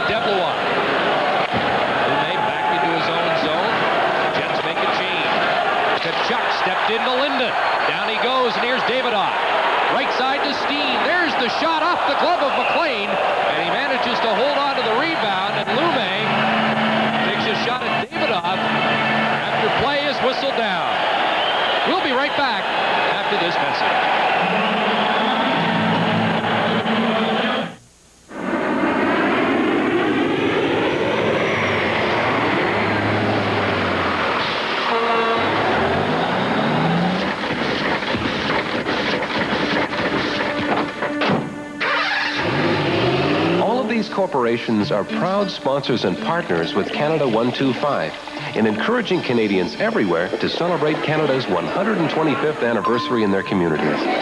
Canada 125. Join in the celebration.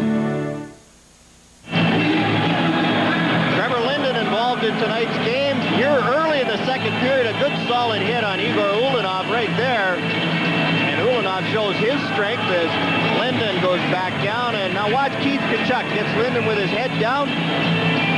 Catches a piece of him and knocks Linden down.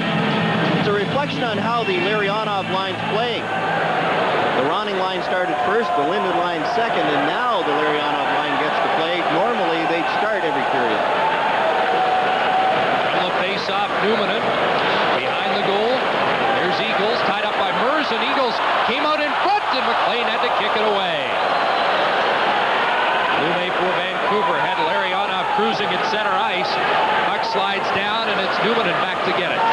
Teppo Numanen ahead on the right side. Deblois out to center for Troy Murray. Murray bumped by Mers, and Adams turns back. Checked by Lawler. Eagles off the boards. Dave Mercer. Feeds it ahead. There's Larionov. This line ineffective in period one. Checked on the play by Lawler. Deblois with Murray going to the net. Shot is easily handled by McLean. Lume turns. Skating well in this second period. Here's Adams. Drops it off. Larionov on the move. Put a move on Lawler, but left the puck. Babbage moves up. Hit Bure in the back, and here they come. 2-on-1. Tkachuk with Davidov. Tkachuk just shot wide. That missed by about 2 inches. Tkachuk had the open corner and just missed. Lapsic checked by Davidov. They go down in the corner. Tkachuk is there. So is Bure. Now Plavsic leaves it for Babbage. And the former Winnipeg Jet comes out to center ice. Past Steve. Davidov pounding him. Now Ulanov hit to Steve. Up to Davidov. Hits the line, but he's headed to the bench on the change.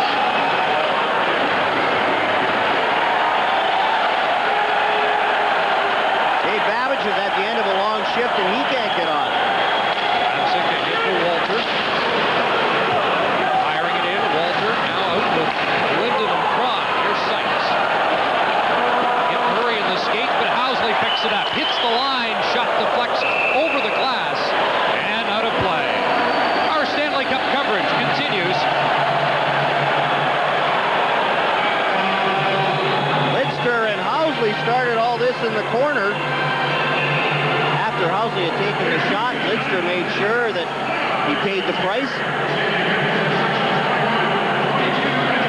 Borsato out on the ice now. Well, it doesn't look like anything will materialize. Our Stanley Cup coverage continues in a moment.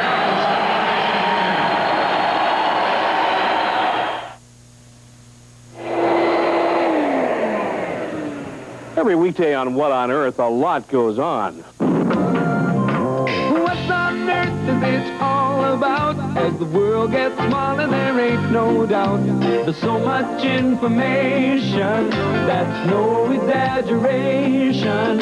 What's on earth makes the world go around? I think you'll find a lot going on for you. Weekday mornings on What on Earth. Join me.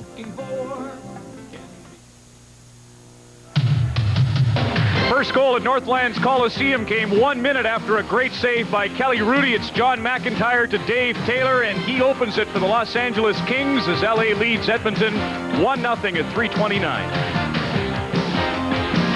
A 2-on-1 by Keith Tkachuk. The Canucks turn it over. Dave Babbage is trapped. Now watch Tkachuk's on his wrong wing, and that's why he decides to take the shot. He's a left-hand shot coming down the right side. As you said, Chris, that just grazed the outside of the goalpost, and you see Tkachuk is shaking his head. Still thinking about it. But the corner was open. 17-10 the shots on goal now, so the Jets with 5 straight here to open the second period, and that doesn't count the great chance by Tkachuk. Murray with Sykes. Lidster takes him to the boards. Here come the Canucks. Ryan Walter, the veteran, to the line. Clears it across. Lidster can't keep it in.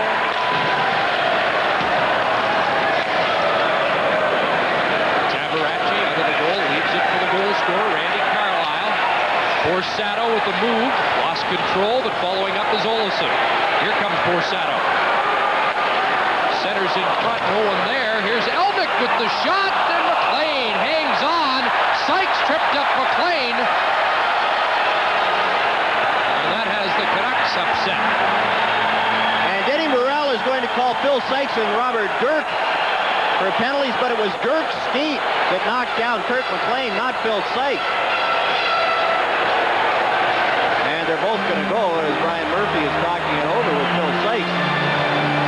I think the Canucks thought it was Sykes' skate who hit McLean, but it was Robert Dirks. A good shot by Pat Elenick. McLean had trouble with it, but got the rebound. Now watch McLean. It's up in the air. He spots it, gets it. Now watch Dirk right there catches McLean's foot. And it wasn't Phil Sykes, as the Canucks thought. It was Dirk that knocked down his goaltender. Now watch Dirk right here. See his right foot and McLean's left foot. And that doesn't make McLean feel any better, but it was his own guy that knocked him down. 49 seconds. Nevertheless, at 4:49, Sykes and Dirk. The Jets Sykes, 2 minutes for interference on are in the penalty box. Sykes gets the interference call. Dirk roughing, so apparently Denny Morrell thought it was Sykes who interfered with the goaltender. And here comes another penalty. Aaron Broughton touches the puck, and I believe it's Broughton who will be going off. And so the Canucks will have a power play when we return to the arena in Winnipeg. You know, we multi-talented athlete guys, we sure need the sporting goods. It's a good thing that it's Canadian Tire's Here Comes the Sun event this week. You can get everything you need at great savings. Well, I better get off this squash court. When you're out riding, don't forget your Spalding bicycle helmet. Come on, one more lap. Or your Sport Rack bike carrier. This week only, save $5 on Spalding adults and children's helmets and $15 on a Sport Rack bike carrier during Here Comes the Sun, only at Canadian Tire. Aaron Broughton behind the play hauled Jyrki Lumme down. Denny Morrell called it a trip. And the Vancouver Canucks get another power play opportunity. The Jets have a power play goal, but the Canucks still are struggling with the man advantage. 0 for 2 on the night. 1 for 15 on the series. It's been a big story, the penalty killing of the Jets, and the Canucks down by 2 have to get on track here.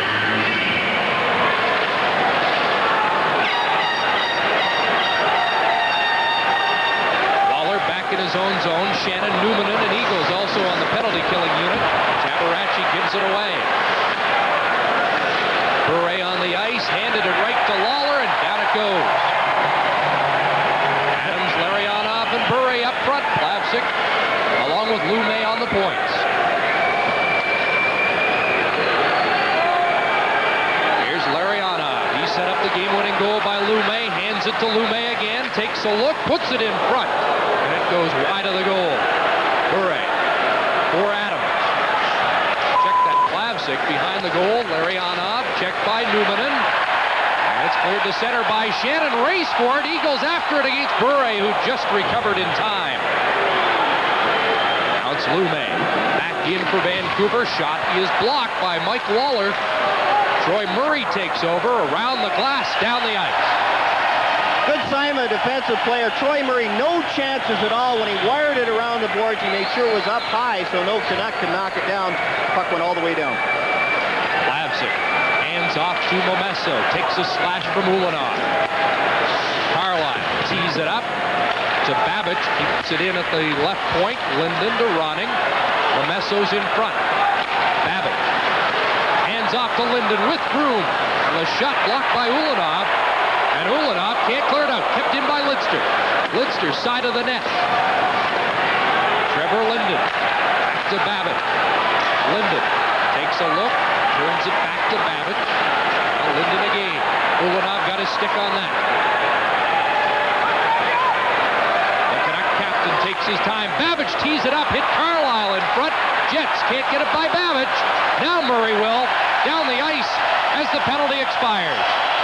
The Jets doing a good job on Sergio Momesso in front of the net, punishing Momesso, making him pay the price for trying to screen Rick Cavaracci. Here comes Linden, can't get by Ulanov, who has played a strong game for the Jets, and Steen chases after it. Thomas Steen, Housley going to the net, Steen in, and a big stop there by Kirk McLean as Thomas Steen cut right in. Now Tkachuk and Momesso have words and get their sticks high, and I think Momesso will get the lone penalty. And Momesso reached out and grabbed at Denny Morrell.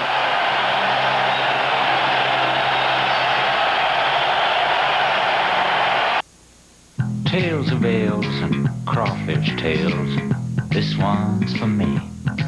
Oh, Martha, go and open that Kelvinated door. There's a good time beer out there for me. It's Molson XL. It's quite swell, this XL. Rolls down easy, smooth and free. It's got that drinkability for taste big drinkers. Can't put on hold.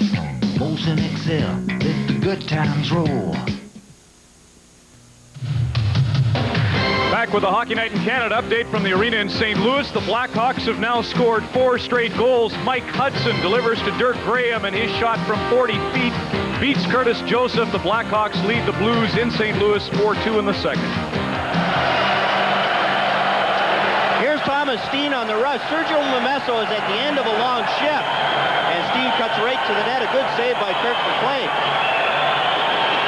And you see why Momesso is tired. Momesso trying to get position on Randy Carlyle, and look at Carlyle using his stick and every part of his equipment trying to keep Momesso from in front of Rick Cavaracci. Momesso took that roughing penalty at 7:23, and then he reached out and grabbed at Denny Morrell. I thought Morrell might give him an extra 2, but he only gets a 2 for roughing. Kind of got caught in the emotion as he pleaded his case to no avail. The Jets with Housley at the point. Shot right on. McLean kicked it out. And the Canucks get it to center. Steen, Tkachuk, Elnick up front, and the point men, as always, Housley and Olesen. Housley dumps it in. Steen after it. Off the boards. Kept in by Tkachuk. Has been a force. Thomas Steen. Olesen. Blocked by Cron. Gets caught up in Denny Morrell's skates. Lume lost his stick. It comes free. Steve behind the net. Elnick. Tkachuk in front. Elnick. Tkachuk was there. And Elnick went to the point. Housley. Olesen. Winds up. Shot is blocked. That hurt Merzen. Olesen again. Back to Housley. Housley. His shot blocked. And Merzen on the lift gets it down the ice and hits to the bench. Quickly up, Cavaracci caught the Canucks on the change. Housley around the board. Here's Darren Shannon. Now Lidster lost his stick, and Linden quickly handed his to the defenseman. Heads up play there. Housley, side of the net in front. McLean down, loose puck. And he holds on with some help from Doug Lidster. The Jets with good puck movement on this power play. But the Canucks, again, doing a good job in front of Kirk McLean. Nobody can get to that rebound. Remember Linden without a stick? As he had handed his to Doug Lidster. That was a heads-up play and a tough shift for the Vancouver defenseman. Lume lost his stick. Merzen blocked his shot and was hurt. Then Lidster lost his stick, and Linden had the presence of mind to hand his to his defensive partner. And there's the handoff. Good relay handoff as Lidster never lost a step. Earlier on this power play, here's Keith Tkachuk. And look at the punishment he takes from Dana Merzen, standing in front of Kirk McLean. Tkachuk says, the heavier the going, the better he likes the game. And he has certainly played like that. Still waiting the first shot on goal by the Canucks in the second period. The shot's now 21-10. To Olesen, 38 seconds to go. Housley's shot deflected high and wide. Aaron Brock. Drop pass for Davidoff. Davidoff gets some room back to Housley. Watched by Linden. Davidoff. Challenged by Lidster. Shannon behind the goal for Broughton. Olesen at the point. Blocked there by advantage as Shannon clears it back in. Robert Dirk comes back to Olesen at the point. Housley on the near side. Here's Housley's shot, handled easily by McLean, and Momesso's back on the ice. Davidoff as the Jets maintain possession, trying to turn away from Dirk. Evgeny Davidoff. One goal in the series, pinned by Lidster. Shannon moves in. Fergus has control for Vancouver. Now Linden picks it up, and it just gets outside the line. 10-10 to go, second period. Still 2-0 Winnipeg. Newman picks his way in. Has Deplois open. McLean with the pad stop. Nice play there by Newman to Deplois. Deplois taken to the boards by Dirk. Comes free to a hard-working Phil Sykes. Shot. McLean lost the rebound. And they score. Lucien Deplois.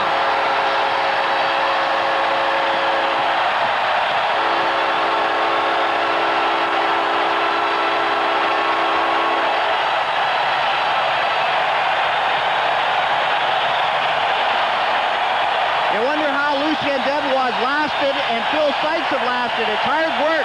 Sykes works out of the corner, and look at Deplois.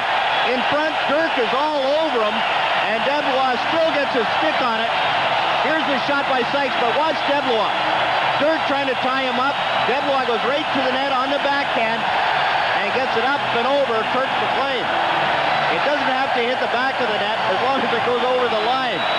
And this shot by Deplois just trickles over the line, but it's all the way over the line. Lucien Deplois, the 46th player to wear a Winnipeg Jet jersey this year. In his first game of these playoffs, has his first playoff goal. And it's 3-0 Winnipeg. 10-12, the time of the goal. Scored by number 23, Lucien Deplois.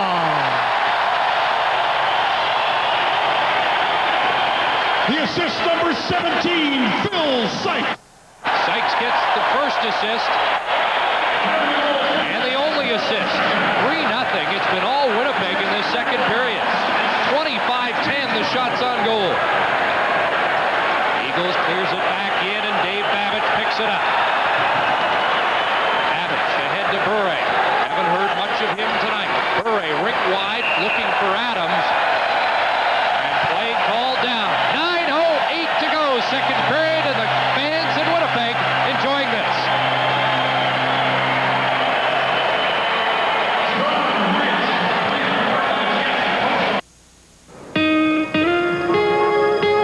Chrysler Daytonas now start at under $12,000 and go all the way up to 224 horsepower. Introducing the new Chrysler Daytona IROC RT. 5-speed transmission, multi-point fuel injection, 16 valves, and 0 to 100 kilometers in 6.7 seconds. Advantage Chrysler.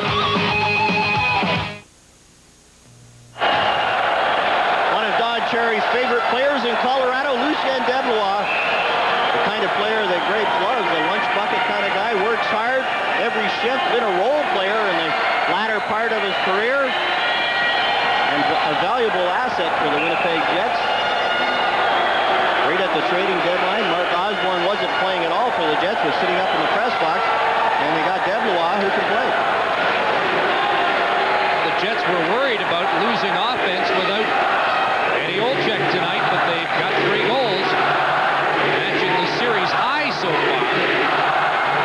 In 6 of the 9 games between these two teams this year, the winning team has only scored 3 goals. So the Canucks really have their hands full. Running Momesso, and now Sandlak with a shot, and he whipped that just wide up on the mesh, and Denny Morrell whistles play down.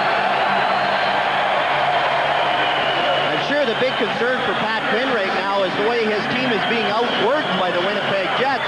So he's got his big line out there, and what he wants is some contact and some hits and some aggressive play. And he gets that from Sandlak on Carlisle. Momesso has had a strong game. You see Sandlak again, carries on, hits Darren Shannon, and then gets a shot that went wide. Talked to Jim this morning, much more confident this year with his role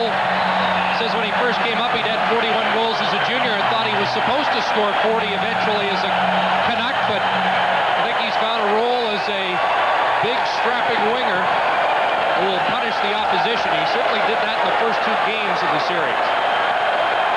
Here's Housley. Wheels away with Davidoff. Housley follows up. Davidoff shot right on. And McLean controls the rebound. But right now, the Winnipeg Jets are controlling this game. 26-10 shots on goal.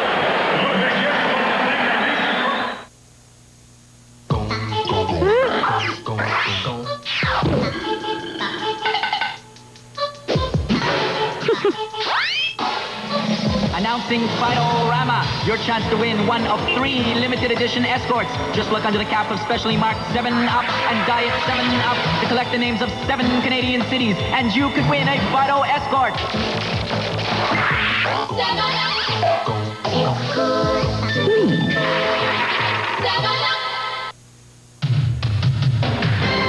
In the other Smythe Division semifinal at Northlands Coliseum, the Kings leading the Oilers 1-0 in the first period. McIntyre and Taylor combine again, this time to set up Jay Miller. Jays are hot all over. 2-0. The Kings lead Edmonton at Northlands Coliseum. Jets hot as well. They've outshot Vancouver 14-0 in the second period, and we only have 8:22 left. Canucks ended up with only 19 shots on goal in the game they lost, the game 1 of this series, and that's one of the things they complained about. The third period, they only had 6 shots. They had to fire the puck mark. They had to fire the puck at least once and hit the net to try and score. Dare I say, John Garrett had looked good in the Winnipeg Jet goal in this second period? Sure. David on right wing fires, glove stopped by McLean, who hangs on. That's unfair of me to say, as Kachuk is in the middle of things again, because I am sitting beside the man with the only winning record among Canuck goaltenders in playoff history. Well, thank you very much. I used to tell the guys before we go out for every game, I said, give them no shots and I'll get them all. 1 win, no losses in 78 splendid minutes. That's right. Why didn't they play me in that other game? 12th round pick 2 years ago, Evgeny Davidoff seeing his first Stanley Cup action this year. Exciting player. Good offensive talents. Get lost in his own zone, as some of the Europeans, especially the Soviets, do defensively. Don't forget, tomorrow night, Game 3 of the Adams Semi between the Canadians and Whalers as they resume that series in Hartford with Bob Cole, Harry Neal, Dick Urban, and Scott Russell. Dave Babbitt gets it ahead to Larionov. Larionov trying to break in. Bure following up. Lost control. Takes a look for it. Skated by it as Murray steals with Eagles. Up ahead to Deblois. Third goal scorer for the Jets. Clears it in. Murray digs down deep to get it. Taken out by Babbitt. Lawler stands up at the line to keep it in for Winnipeg. And the Jets hold it against the boards for a faceoff. Well, I was talking about one of the great goaltenders of our era or any other, and there he is. Colorful mask. Give Greg Harrison a plug. He makes a lot of masks now. He made that one, painted it. Stand-up goaltender. Get up, stand-up goaltender. Yeah, this is more like it. This is the way I remember John Garrett. Oh! Did it go in? No, it didn't go in. Good balance. Good balance. Yes, Rick Tamburacci in the second period has reminded me a lot of you. Thank you. And don't say I look better with the mask on. Some great action from the past. You're up against the big guns from Edmonton there, too. That's right. Unfortunately, playing in the Smythe Division, you had to play those Oilers all the time. And they were a machine, an offensive scoring machine. Here's Lawler from the face-off, flips it in, steered aside by McLean. Sykes against the boards. Flips it over the glass, out of play, and the face-off will come outside the zone. This is one of the arenas where you see more stoppages in play for the pucks going over the glass because of the short glass. But look at Pavel Bure. He was great in Game 1 when the Canucks had a man advantage, but at even strength, the Jets were able to neutralize him. And here, in Game 3, he's been a non-factor. Matter of fact, the whole line hasn't done much, and Pat Quinn has limited their ice time. We haven't seen a whole lot of the Larionov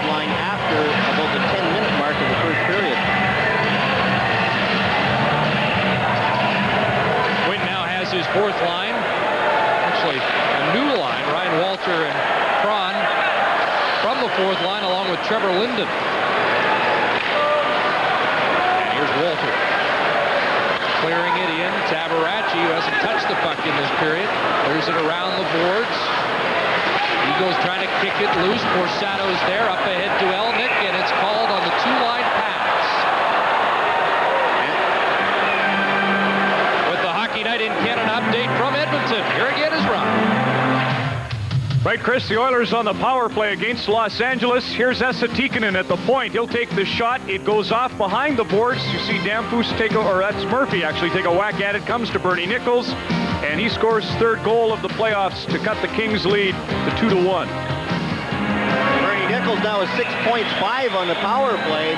Good offensive talent. Speaking of offensive talents, Randy Carlyle has scored the first goal for the Winnipeg Jets tonight. If he had any special celebration for his 36th birthday the other day. He says, no, I only celebrate number 29. Going to stay young, and he's playing young tonight and in this series. Number 8 takes a bump from Trevor Linden. That might age him. Linden comes up with a puck out in front. Tabaracci swept it away. Jets get it down the ice to relieve that pressure. Merzen back to touch it. Bumped by Tkachuk, and Merzen takes exception. Icing the call, but that heated up Dana Merzen. The kind of role Tkachuk will play, though. Tkachuk was fairly close to that icing to negate the icing, and he didn't really crunch Dana Merzen. He gives him a little shot right there, and Merzen down 3-0 is trying to make something happen for his team. Now look at Trevor Linden go right through Randy Carlyle, and then get the puck, and Rick Tabaracci, who must be cold by now, tries the poke check, misses, but gets enough of it to get it up and out of harm's way. We talked about Rick Tabaracci not even handling the puck, and that happens a lot when you don't get many shots. At least you get to play the puck. Well, the Canucks haven't even been shooting it in. Tabaracci's been standing there by himself for most of this period. Saw Merzen muttering at the bench, and he's got Tkachuk's number, but I think a lot of Vancouver Canucks do right now. And I think Tkachuk almost likes that role. They call number 7 of the Jets Wally because he shares the same name as a former great, Walter Tkachuk. No relation. In fact, I'm not sure Tkachuk knew who Walter Tkachuk was, being just a youngster.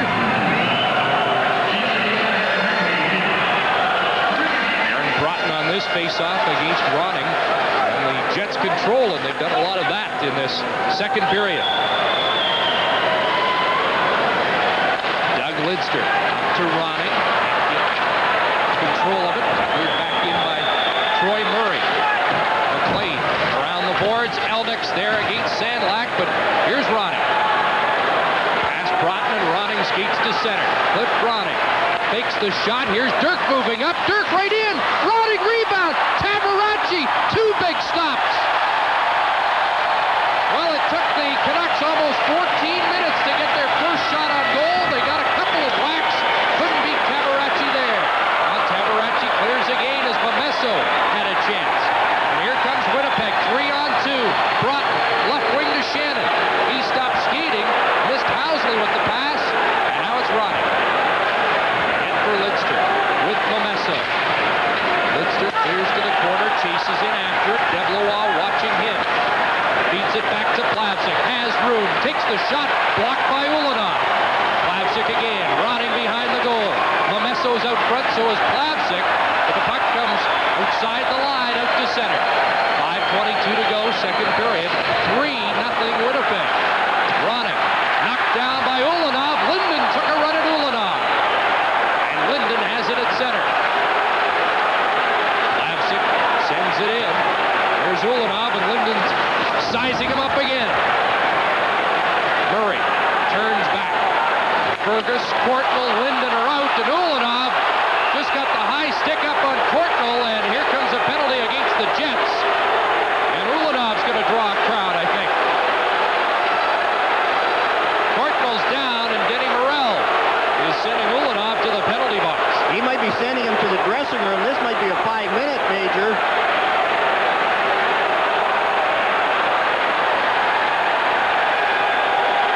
Here's Ulanov throwing the puck and getting hit by he's talking to Denny Morrell. Now watch Courtnall come towards him, and right there, Ulanov gets his stick in Courtnall's midsection.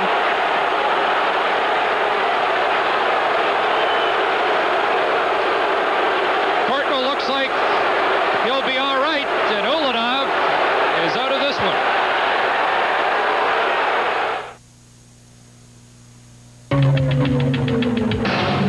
Introducing the new Magnum Series engines from Dodge. Delivering up to 44% more horsepower and a promise. Take one Dodge Dakota, drop in a Magnum V6 or V8, and you'll outpull any Ford Ranger or Chevy S10 around. Chrysler, all you have to do is drive one. Now get 5.9% financing or choose $1,000 cash back.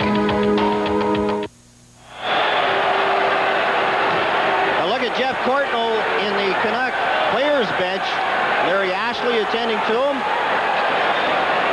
Now watch Ulanov. He's complaining to the referee. The first person there is Courtnall. Now look at the spear. Right here.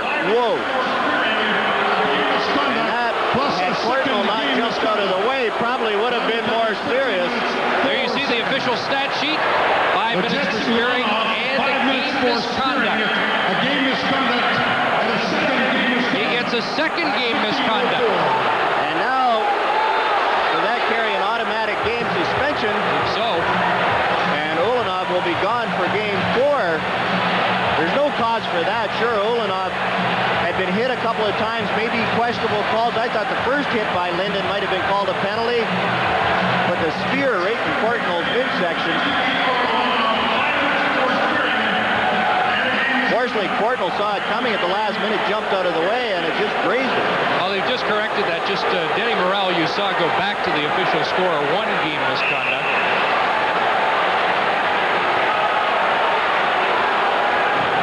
Now watch Ulanov hit Ronning, and look at the retaliation. And it's Trevor Linden right here. Now, I think this is the one that Ulanov thought should have been a penalty. He got up very slowly, looked at the referee, and then when Linden hit him again, you see Ulanov wanted a penalty there, and then he pleaded again after the second Linden hit and reacted. Ahead 3-0. You want a disciplined style of game. The Jets have played a disciplined style.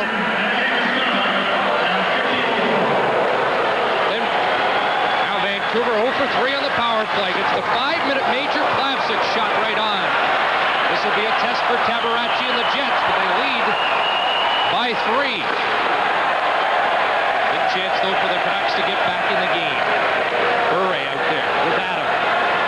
And Larionov. Lumen. Cross ice to Larionov. Pass Sykes, now into Adams. Adams gets it out to the point. There's Lumen. Drops it off, past Plavsic. And back outside the line.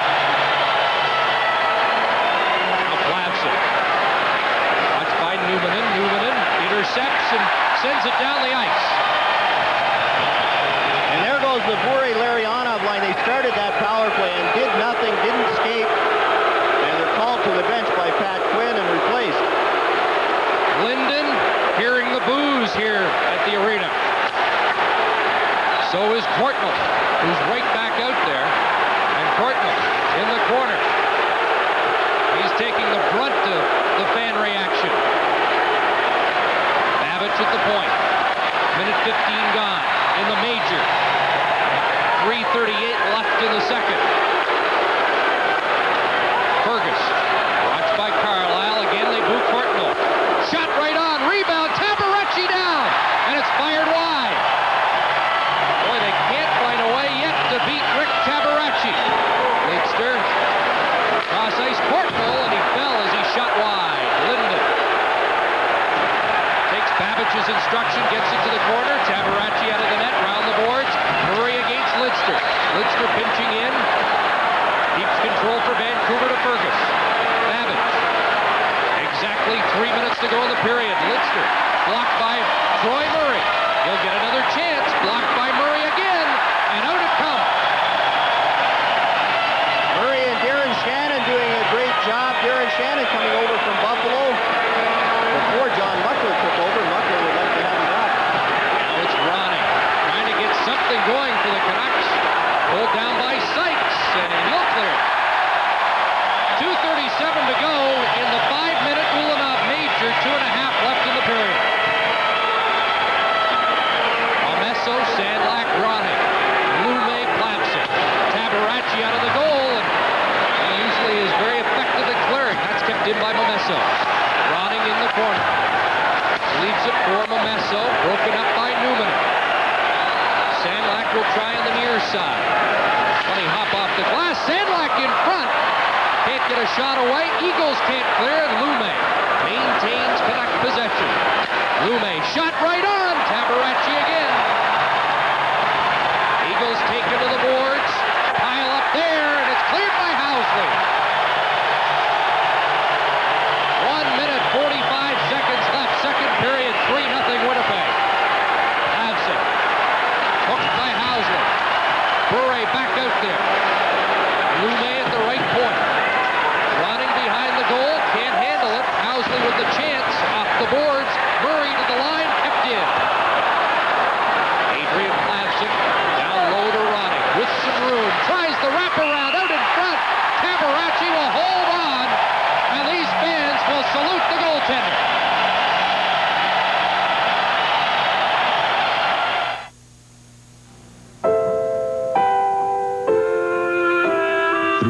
Salutes the Olympic athletes who found a better way.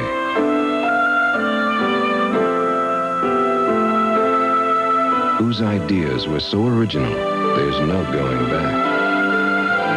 That same innovative thinking led to our invention of posted brand notes, and the innovations keep popping up. 3M, innovation working for you.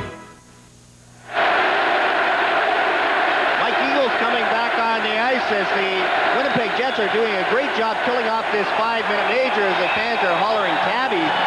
Had no shots against in the first 13 minutes of this period and has played well killing this penalty. We'd like to welcome viewers of the LA Edmonton game to the Winnipeg Arena. Jets killing a major penalty to Igor Ulanov for spearing Jeff Portnoy. And the Jets have done a good job. There's just 1:23 left in that penalty.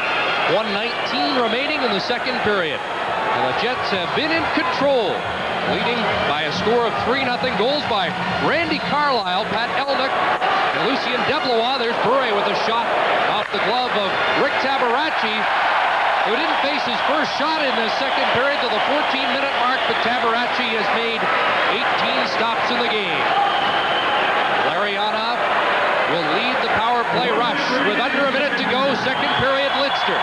Past Troy Murray, but bumped by Mike Lawler. Tuck in the corner, Bure trying to dig it free. Looks for the loose puck. Murray's lost his stick, and he'll glove it down the ice. And Murray digs for the bench to get the quick line change before the Canucks can turn over the puck and get going offensively. Here's Bure. Fans booing him. And he can't get over the line. Half minute to go. Second period. Dave Babbage feeds it ahead. That's past Adams, and Newman has a play. Newman had lost his balance. Under 20 seconds to go. Lume can't keep it in at the point.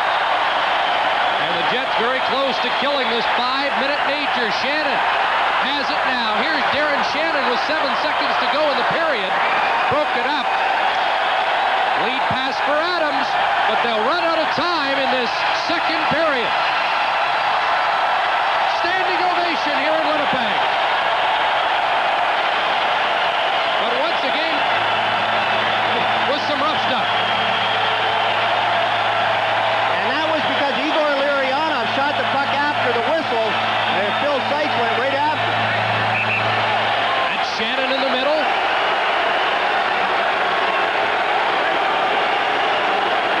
Tabaracci went right to the Winnipeg bench. And the frustration showing on Jyrki Lume and the Canucks. Is Denny Morrell going to call anything after that? That's the third straight period that's ended with a tangle up. But these Jet fans were on their feet well before that little push and shove session. They like what they've seen. Coming up in our second intermission, the captain of the Jets, Troy Murray, in conversation with Ron McLean. The score at the end of 2 periods of play at the arena in Winnipeg. Jets 3, Canucks no score. Gonna like it live.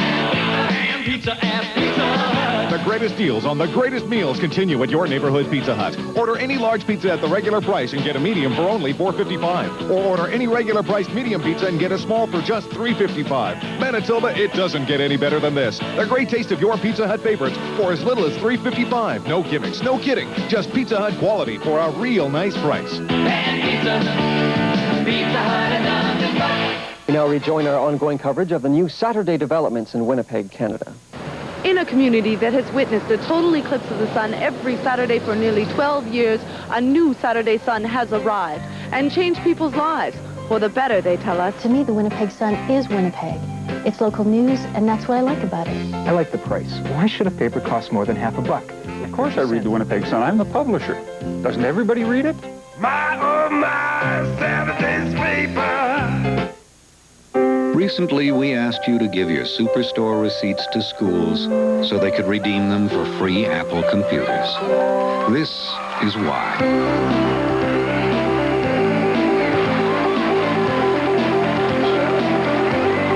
It's working.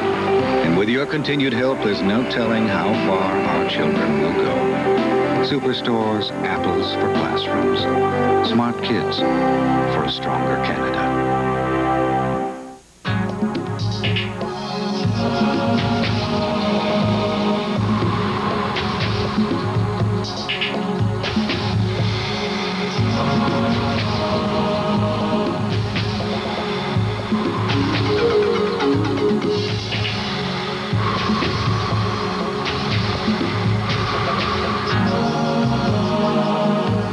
Available in Winnipeg at Good Guys Sports and Cycle and Corridon Cycle and Sport. In 1976, Honda introduced the all-new Accord. For the past 16 years, thousands of Manitobans have discovered its value, making the Accord North America's best-selling car 3 years in a row. Now it's your turn as we celebrate with 16 days of sweet deals on all 16 models of Accord. Reliable, dependable, solid value now, great resale value later. Happy birthday, Accord. It's a celebration of value until May 2nd at your Manitoba Honda dealers.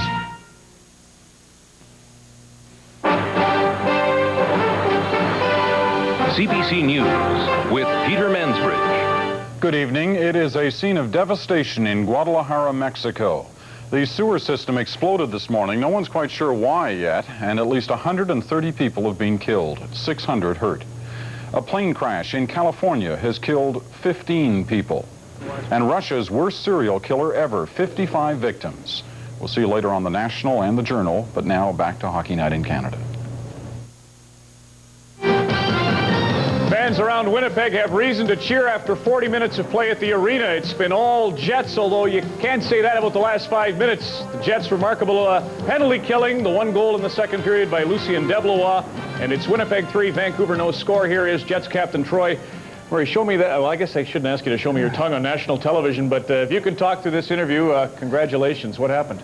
Oh, I caught a high stick and it kind of sliced my tongue wide open, but it'll be all right. It's okay. You get a freeze of that? I don't know. It's rather gruesome, but you're doing a remarkable job. I want to ask you first, this building is alive tonight.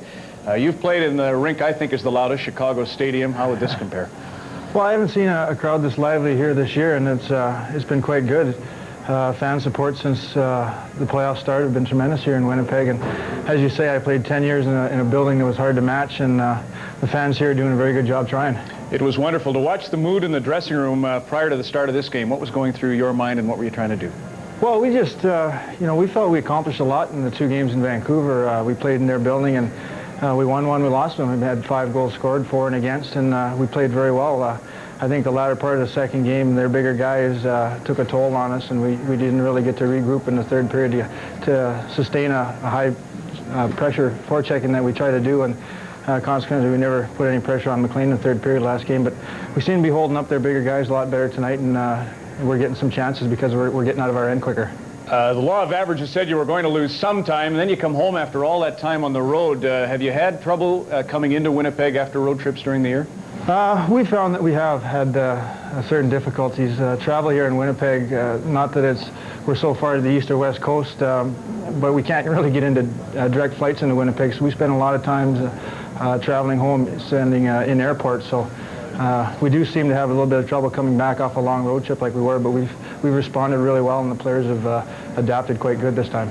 Give me a thought on John Paddock and what he's obviously done to inspire so many players.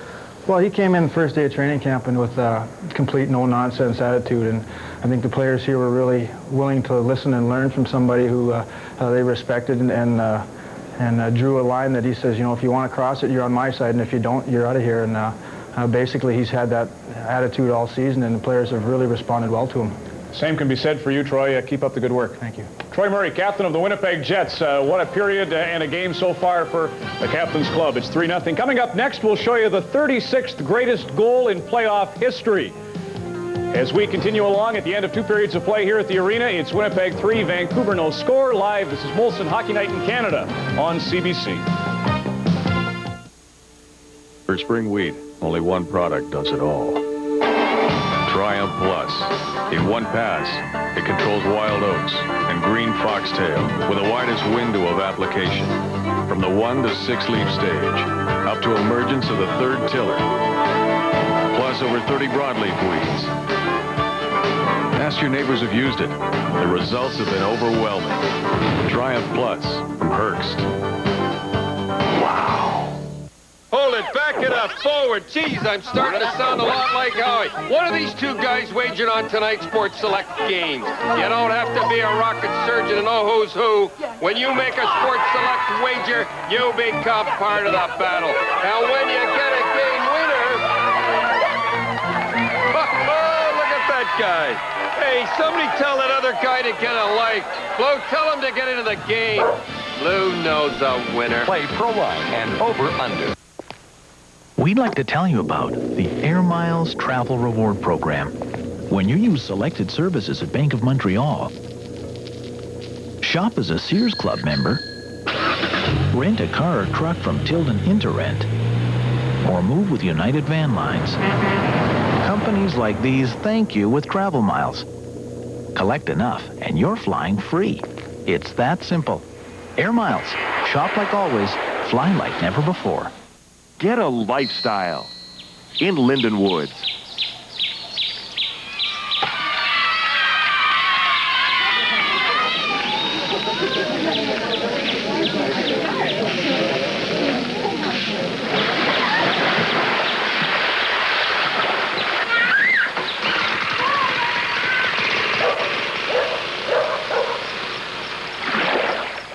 Get a lifestyle in Linden Woods. The Winnipeg Jets outshot Vancouver 16-8 in the second period. They lead through 2 by a count of 3-0.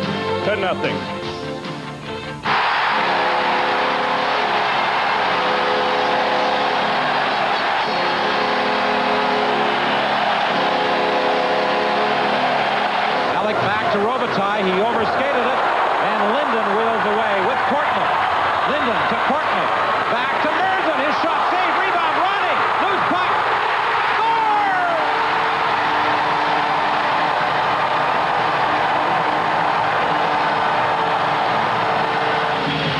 That highlight from Game 3 of the Smythe semifinal, Los Angeles-Vancouver last year, April 8th in overtime. It was Cliff Ronning with a goal that was one of 6 he'd scored for the Canucks in a sensational playoff run. The Los Angeles Kings are at Northlands Coliseum in Edmonton tonight, and they've just started the second period. Taylor and Miller for the Kings. Bernie Nichols continues to roll for Edmonton offensively. The Minnesota North Stars are clinging to a 1-goal lead in Bloomington. They could extend their series lead to 3-0. They, too, have been killing off penalties all through the third period at the Met Center. Brian Bellows is the hero so far with what would be the game-winning goal. And the Chicago Blackhawks are endeavoring to regain home ice advantage in their series with the St. Louis Blues. Dirk Graham's is the go-ahead goal at the arena, the gateway to the West. That Smythe Division semifinal series is tied at 1, just like this series is. 3-0 Winnipeg. Molson Hockey Night in Canada on CBC returns in a moment.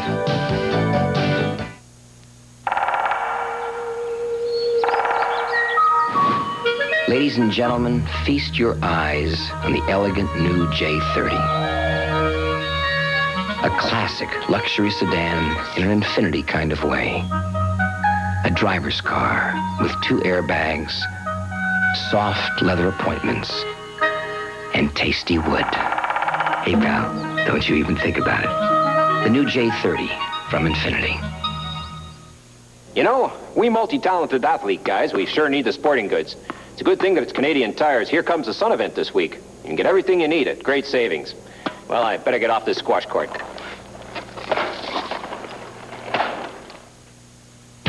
Some guys won't ride just any old bike. They insist on durable mountain bikes. This week only, save $40 on CCM boys and girls or adults 18-speed mountain bikes during Here Comes the Sun, only at Canadian Tire.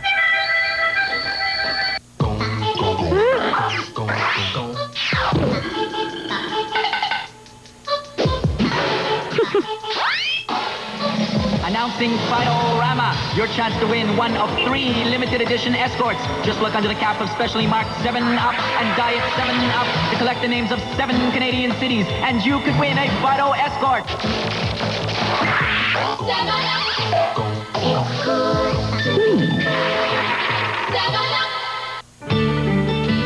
You can go as far as your heart can see, beyond any road that you want to be, 'cause it's your day.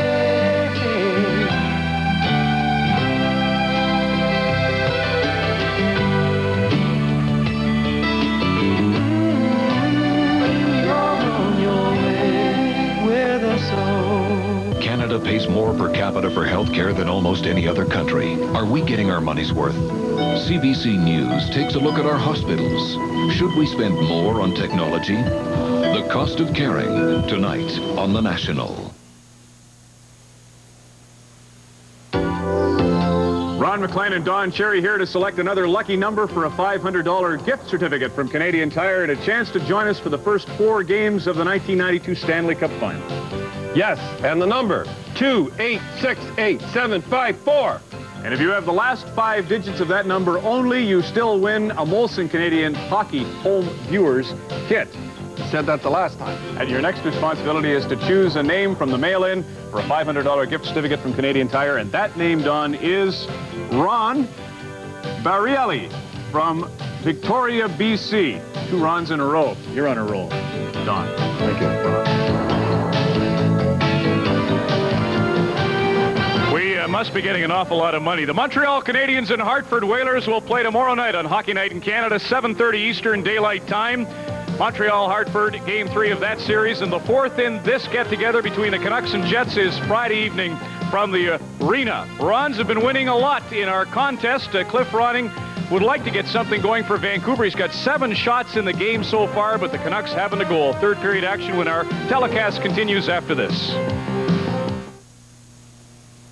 This is an ordinary run-of-the-mill exhaust pipe. And this is a Midas Long Life exhaust pipe. It's aluminized. And for about the same price, it lasts twice as long as ordinary pipe. And for most cars, only Midas makes it.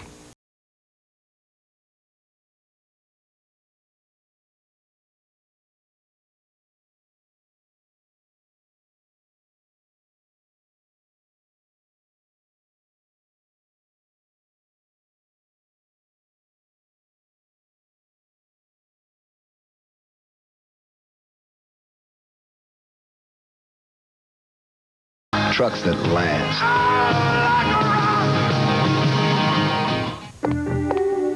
Priority Courier, I have a pickup. Call Priority Courier for overnight delivery, and you're dealing with Canada's largest courier network. You've got the whole country covered. Evenings and weekends, too. Priority Courier gets it there overnight, guaranteed. Because your priorities are ours.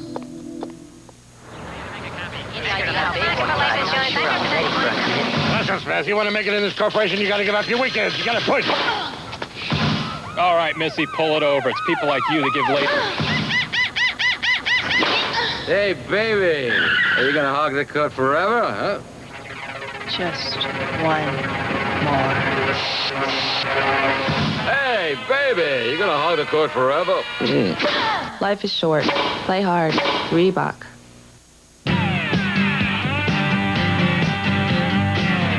Cold and clear, breakthrough. When you're done doing what you do. OB, clear, cold, real life beer. Welcome back to Winnipeg. Second period. Lucien Deblois, the lone goal scorer, giving the Jets a 3-0 lead from Phil Sykes. Sykes brings the puck out of the corner. The shot on goal. Now look at Deblois just out-muscle Robert Dirk in front of Kirk McLean. Get the stick on it. Get position on Dirk. And just trickle it over the line behind Kirk McLean. And the score 3-0. Some of the other numbers we're watching. One of the big lines for the Canucks, just 5 shots through 2 periods of play. 3 after the first, only 2, and you look at 12 shots from the Winnipeg point men as they're getting more involved tonight, as they have to without Eddie Olczyk. Phil Housley with 6 shots. He's only taken 4 hits in the game, so he has been a big part of the Jet resurgence in Game 3. He was only hit once in the second period, and that was mainly because the Jets were in the Vancouver zone for most of that period until they took that major penalty at the end. Housley's skating well. He's been involved in the play. And looks like the old Phil Housley. Igor Larionov sitting out. A penalty that he got at the 20-minute mark after he took that shot at the whistle. He and Phil Sykes had sticks up. And it's Larionov and Sykes in the penalty box. Just 1 second now left, and here comes another penalty as the Ulanov major has expired. Right away, Olofsson was tripped. Penalty coming up, and we've got an injured Canuck as well. And as Cliff Ronning down, Larry Ashley comes out. Concern on the Vancouver bench. We should reestablish that it was indeed a double game misconduct handed out to Ulanov at 15:04 of the second period, and that does mean he will not be eligible for Game 4 in this series. Here comes the tripping call. And it looks like Larry Ashley is looking at Cliff Ronning's knee. Now, here's Cliff Ronning. Olofsson gets tripped up, and look at Olofsson as he's falling, falls on top of Cliff Ronning. Ronning goes down. Good to see Larry Ashley back. He missed Game 1 of this series, a trainer for the Canucks with an illness. I'm sure his folks watching in Brockville are glad to see one of the longtime trainers of the Vancouver Canucks back in action, feeling a little better. Cliff tells Jim Sandlak that he'll be okay. What a frustrating series so far for Ronning. 13 shots on goal in the series, still looking for his first goal. It was Robert Dirk on the tripping penalty for the Vancouver Canucks. He's the one who got caught out of position on Fredrik Olofsson, hauled him down. Now here's another look. Look at Robert Dirk stick out that right leg. Better angle on that replay as we see Olofsson fall on top of Cliff Ronning. And look at Ronning buckle over in pain immediately as Olofsson fell on the back of his leg. So the Jets go on the power play again. 1 for 4 with the man advantage tonight. They're 3 for 15 in the series. Just 9 seconds into this third period. And the Jets get credit for only killing off 1 penalty on that major penalty, but they did a great job killing off that 5 minutes. Steen on this faceoff against Tom Fergus. Kachuk, Elnick, Housley, and Olofsson. And the Jets win the draw back to Olofsson. Clear shot, and it was blocked by Fergus, who stuck his stick out. And sends the Jets back. Winnipeg playing now with 4 defensemen in effect. With Ulanov out of the game, and we haven't seen Cronin since very early in period 1. So they do have him available. There's Housley taking a high stick from Dana Merson. Now Merson chops at Pat Elnick. And Elnick looked like he was shaken up momentarily. They have been trying to draw the second penalty, but Merson is going off. Jets will have a 2-man advantage.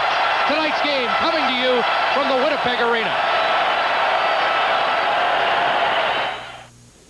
Why can some players handle whatever is thrown their way? How do they stay in control? A lot depends on the equipment they choose. At Athletes Wear, we've got the best selection of all your team sport needs, like Meter Dominator soccer shoes. Great name, great quality, and affordable. Dominate the field in youth, senior, or junior sizes. Athletes Wear saves you 20% off the regular price. Make the right choice. Athletes Wear. Now with 3 great locations, all open Sundays. 145 Market, Pembina at Grant, and 860 St. James Street across from the stadium. You could see the cut just above Phil Housley's right eye. 32 seconds. And Dana Merzen gets the major penalty. He's gone. Now watch Merzen right here. He's out of position as Housley cuts back, and with one hand on the stick, catches him high in the face. Merzen gets just a 1-game misconduct along with that high stick in the major, and the look of concern on Pat Quinn's face as his team has been outworked here tonight by a smaller Winnipeg Jet club.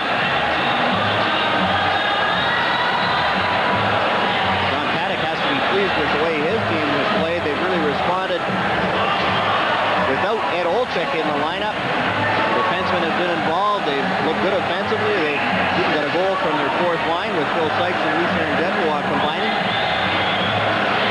With the quick Hockey Night in Canada update from Minnesota, here's Ryan. Okay, Chris. Ray Shepherd has sent the game, or it's going to go into overtime, it appears, with 40 seconds to play in the 3rd period at the Met Center in Bloomington. And what a play by Shepherd, scoring his first goal of the Stanley Cup playoffs by Yzerman and Fedorov. 4-4 at the Met. Here it's a 2-man advantage for the Jets for another minute 25. Housley to Olesen. Olesen down low. Steen can't take the pass. Heldick behind the net. Working against Lume. Kachuk helps out. Steen back to Olesen. Setting up. Housley. Heldick in front. They score! Thomas Steen!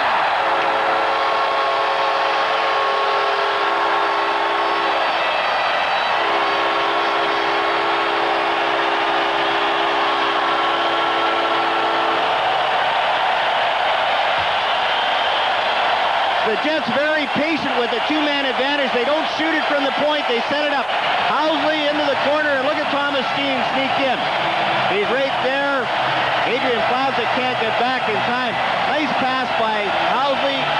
Easy pass for Heldick. And look at Heldick. Slide it across to Thomas Steen. No chance for Kirk McLean. Jyrki Lume almost had that pass across, but didn't have a stick flat on the ice. Steen from Heldick and Housley, a 2-man advantage. The Jets 2 for 5 now on the power play tonight. Now watch Jyrki Lume get the stick down. He's trying to cut off the pass, but he doesn't get it all the way down flat on the ice. Pass goes under, and Thomas Steen is right there to beat Kirk McLean. 101, time of the goal, 4-0 Winnipeg, and they still have a 1-man advantage for the next 4:22. Robert Dirk bumped behind the goal by Davidoff. Housley keeps it in at the right point, across to Olesen. There's a shot just wide, and McLean scoops it off the backboard. Temper's getting short. Kevin Collins breaking things up. Ryan Walter in the midst of it. With the Hockey Night in Canada update, let's join Ron McLean. Well, Chris, it's been loud in this building all night. The fans in Edmonton finally have things to cheer about. The Oilers got back to within 1 late in the 1st period, and now they tie it. Vincent Damphousse at the top of the slot from Joe Murphy and Bernie Nichols. Nichols now has 7 points in this series against his former team. It's 2-2 at Northlands Coliseum. Joe Murphy with a big year has 6 points. And Aaron Broughton is getting a penalty. It's a rough call. All that scrum in front of the Vancouver net. After the whistle, now watch Aaron Broughton right there gives Ryan Walter a shot. And Denny Morrell sees Broughton with that infraction. Will play 4 aside. And then the Jets will go back on a power play for 2:09 as Dana Merzen's major is still progressing.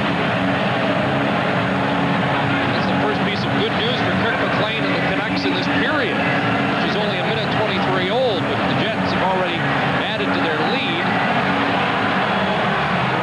Threatened to take a 2-1 lead in the series. Now Doug Lidster is in front of the Canuck bench talking to Denny Morrell and had some words with the Winnipeg bench as well.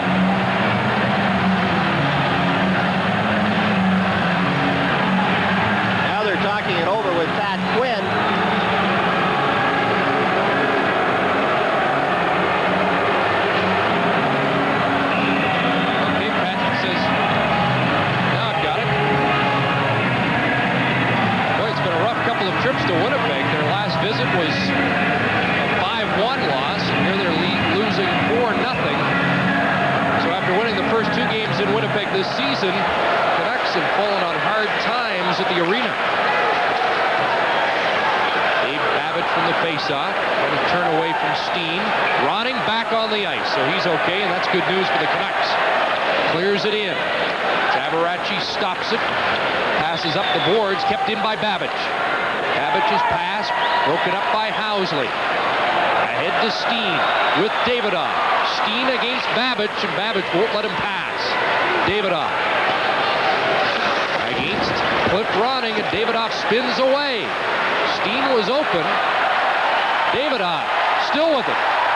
Steen in the slot. Davidoff to Carlisle, and it hopped over his stick. Carlisle keeps it in. Now the Jets make a change. All four just head to the bench. Davidoff gets a round of applause as Ronning skates to center. Ronning with a move at the line. Takes the shot blocked by Lawler, and he has been steady in this series. Troy Murray back with Mike Eagles. Flipping it through. Eagles goes after it. Lawler pitching in, and that's Lawler behind the net. Murray's in front. Lawler tied up by Lidster, and here's Lume. 17-17 left third period. 4-0 Winnipeg. Jeff Portman sat right on. Luminen pass behind Murray, and the Jets will have to start over. Murray bumped by Lidster. Lidster taken right back out by Murray. Luminen on this near side, bumped by Courtnall. Linden helping out. 8 seconds left in Broughton's minor penalty, and then the Jets will go back on the power play. Jeff Courtnall hits the line. Takes a look, bumped by Luminen. Lume in front, Linden there, and Tabarachi got a piece of it as it went by. Now there's Broughton out of the penalty box for the break. Broughton, Lume trying to cut him off, does. Broughton's shot handled easily by McLean. Now the Jets are back on the power play. Gives it play. away, Elnick in front, what a stop by McLean. And what a chance they had on that power play, John, as a giveaway, and Pat Elnick's had his chances tonight. Aaron Broughton out of the penalty box did the right thing. He headed to the bench, but then he got the puck for a good scoring chance. And the Jets, realizing they had a man advantage, good forechecking. Now here's the giveaway right up the middle. And there's Elnick. Look at Kirk McLean. Anticipating the worst, gets out, cuts down the angle, and makes the save. Now here's Courtnall with the rolling puck. Instead of going up the boards, goes right up the middle.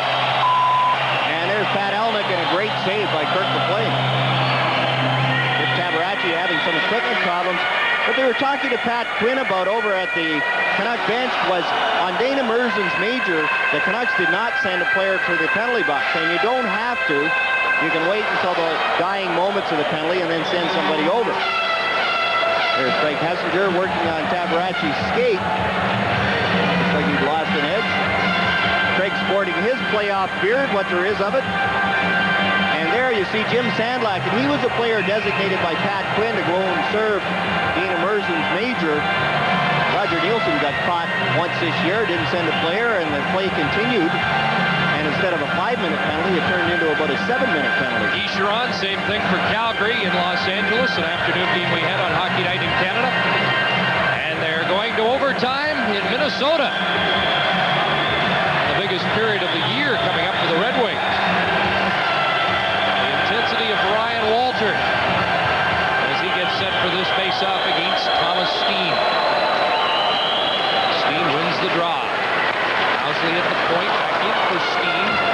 Failed to click, and Housley's out at center ice. Now, Housley took a lot of heat in the newspaper this morning. There was a phone number listed, 1-800-FIND-PHIL, for one of the newspaper writers. Short joke that there were too many numbers to make it a real phone number. Too many digits. He realized he'd have to be better tonight. Braun can't find the pass, and now Housley will turn with it. Here comes Housley ahead to Olofsson. With Steen and Kachuk.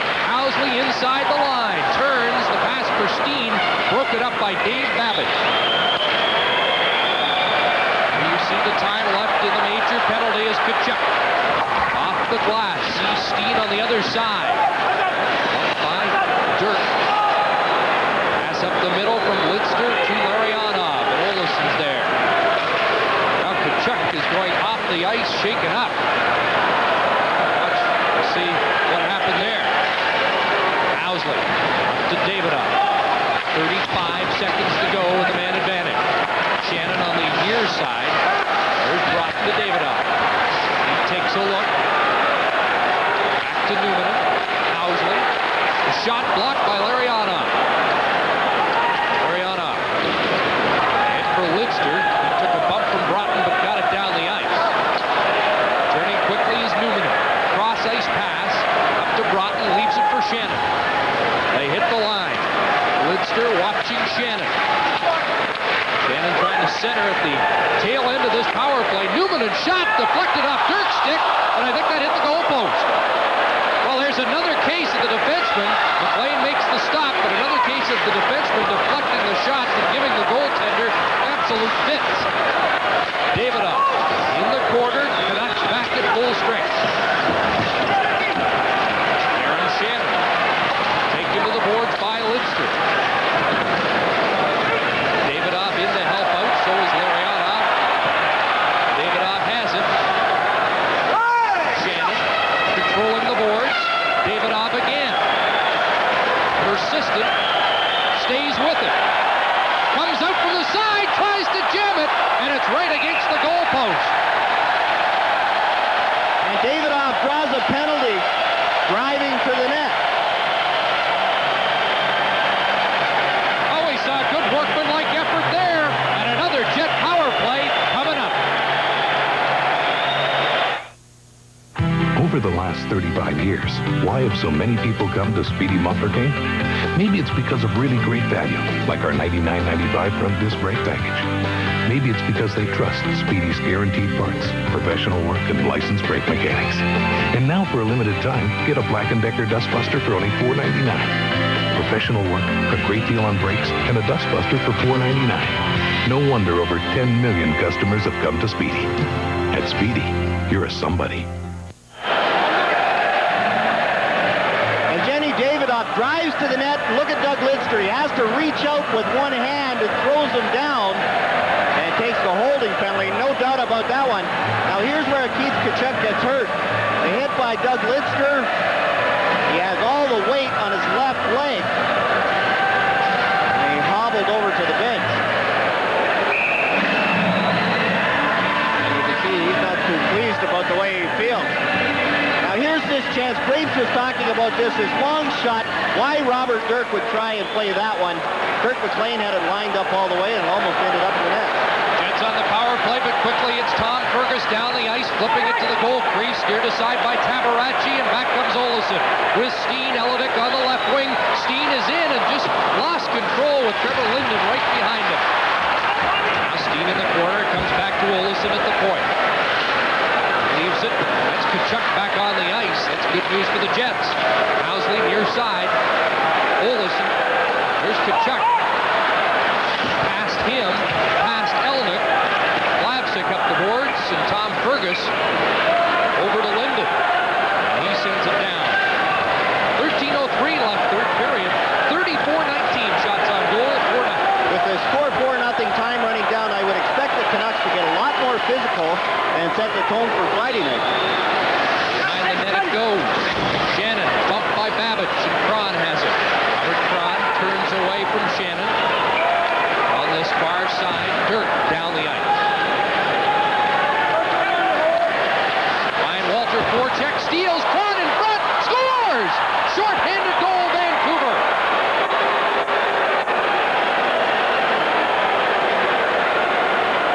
And that's one of the troubles with a 4-0 lead is you lose that edge, that intensity. And the Jets with a power play. Here's Ryan Walter on the forecheck. Robert Cron going to the front of the net. And the Jets, look at the number of Jets standing around. 3 Jets, 2 Canucks. And a nice shot by Robert Cron in the far corner. Now watch this. Housley and Tabaracci get their signals crossed. Out to Cron. Off the post and in. Just 2 goals during the regular season for Robert Cron. He has a short-handed goal here. And it's 4-1. 20th shot on Rick Tabaracci is the first one to beat him.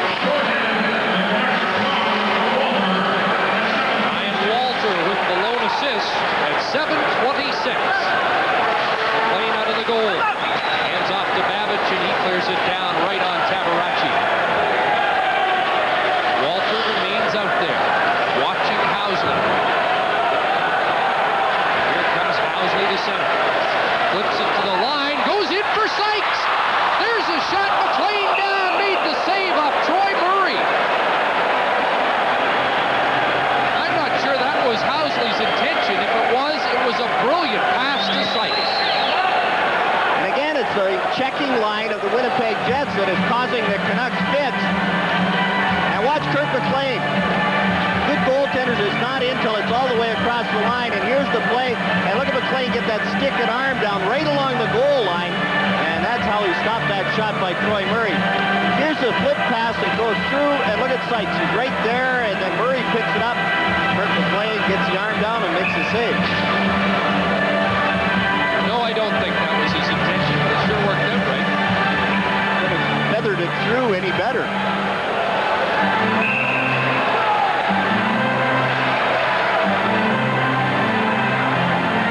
McLean, 31 stops on the night. Not a lot of support, however. Newman, 14 seconds left in the Jet power play. Sykes, back to Newman. There's Deblois on the corner. He has a goal tonight. Sykes set it up. Sykes loses control, and now Lariana. Blitzer back on the ice. Here's Bure. Bure hasn't been effective at all in this game. Can't get loose there. Sykes on the near side takes a bump from Greg Adams. This is a line for Vancouver that can score, though, and they need a goal now to fuel some hopes in this third period.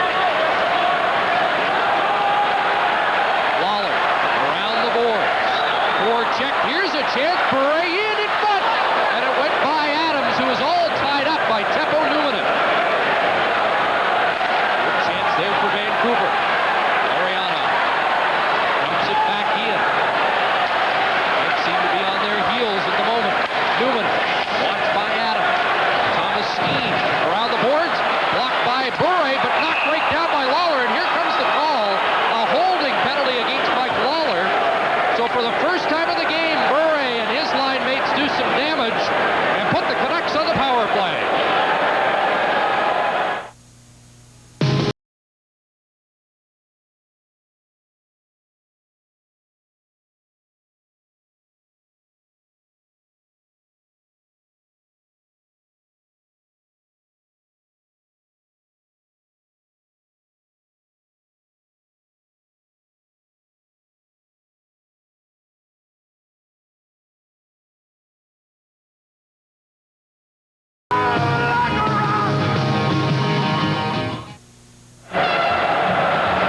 Mike Lawler takes a holding penalty on Pavel Bure.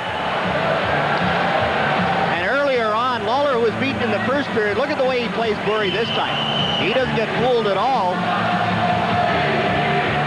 The Jets in their own zone having some problems. Now look at Bure has a hold of Lawler's stick there, and then Lawler throws Bure to the ice and gets a holding penalty.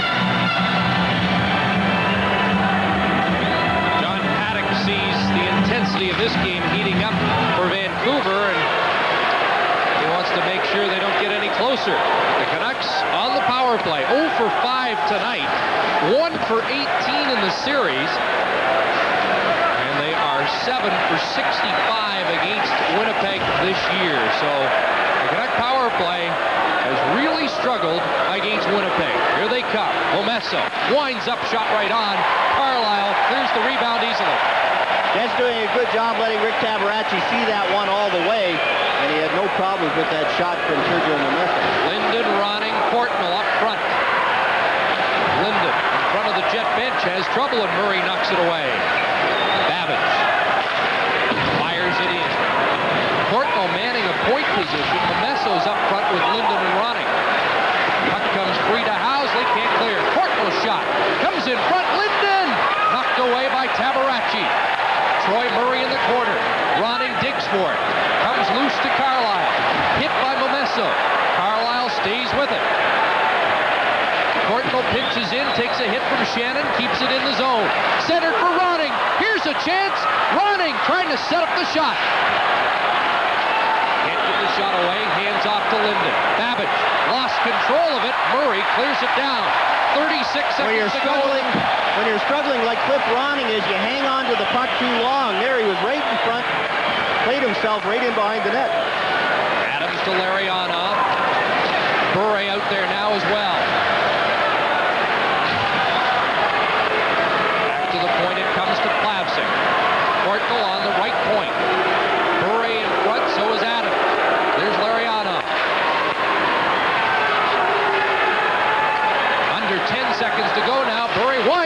blasts it wide. It'll come outside the zone down the ice. And the Winnipeg Jets back at full strength. 0 for 6 tonight, the Canuck power play. And now 8:47 to go in the game. 4-1. The Winnipeg Jets have the lead. Lume with Shannon right on him. Up to Adams, ahead to Larionov. Working against Housley and Carlisle. Bure the trailer. Shot blocked by Housley. Rebound knocked away by Carlisle. Bure stays with it to Lume. Larionov. Shrugs away from Housley. Takes the shot. That deflected off a skate wide. Elnick off the boards. Kept in. Here's a chance for Adams. Takes the shot. Blocked by Carlisle. And he's had a strong game. In it goes to the Winnipeg bench. And they get a whistle. Bodies all over the ice. And 8:10 left. Still no scoring from number 10.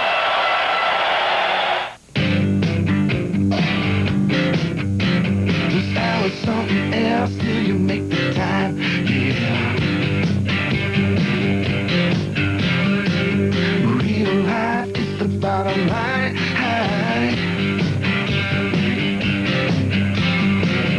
Cold and clear, ready to. When you're done doing what you do. OB, clear, cold, real life beer. At the Northlands Coliseum, the Los Angeles Kings have regained the lead against Edmonton. Tony Granato to Luc Robitaille. He gets his first of the playoffs to make it 3-2 Los Angeles. We should report Jari Kurri left the game moments ago, falling awkwardly on his left knee, and we'll try to get an update from the Coliseum. Kings lead 3-2, Kurri out for the time being. Road team winning at the Northlands Coliseum, but here it's the home team giving the Winnipeg fans plenty to cheer about. Not a sellout tonight, but I would expect a sellout for Game 4. And the face-off, Tkachuk dumps it down. Pretty close to a sellout, and they are noisy. Troy Murray says this is the noisiest crowd he's heard this year. I tend to agree with him. Actually, you're right. It was a late arriving crowd, but it is hard to find an empty seat now. Offside call, and we've got another break. We'll be back to the Winnipeg Arena in a moment. Today, Pepsi announced a new slogan. Mere words? Or is the taste of Pepsi so big, America's really got to have it? Gotta have it. It's something I felt for years, but never had the words to express. If it's so popular, how come everybody's drinking it? Henry's only regret is that he started drinking Pepsi this late in life. The phrase gotta have it strikes a chord deep in the human psyche. Now that everybody's gotta have it, Pepsi's not gonna need celebrity endorsers anymore. And that's what I've been saying all along. At the Met Center in Bloomington, the Red Wings have defeated the North Stars in overtime. Bob Probert forces the play. The puck comes to Yves Racine, and his shot goes all the way.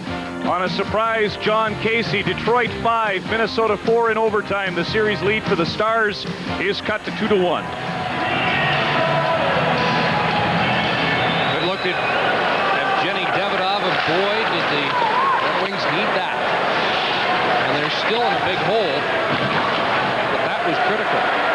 Davidov cross ice, Tkachuk, Steen breaking for the net, Tkachuk is in, nice move, but Lindster took it off him at the last possible second. Back comes Ferguson, sends it in, Cron, the goal scorer for Vancouver, to Sandlak, turning, shooting, scores!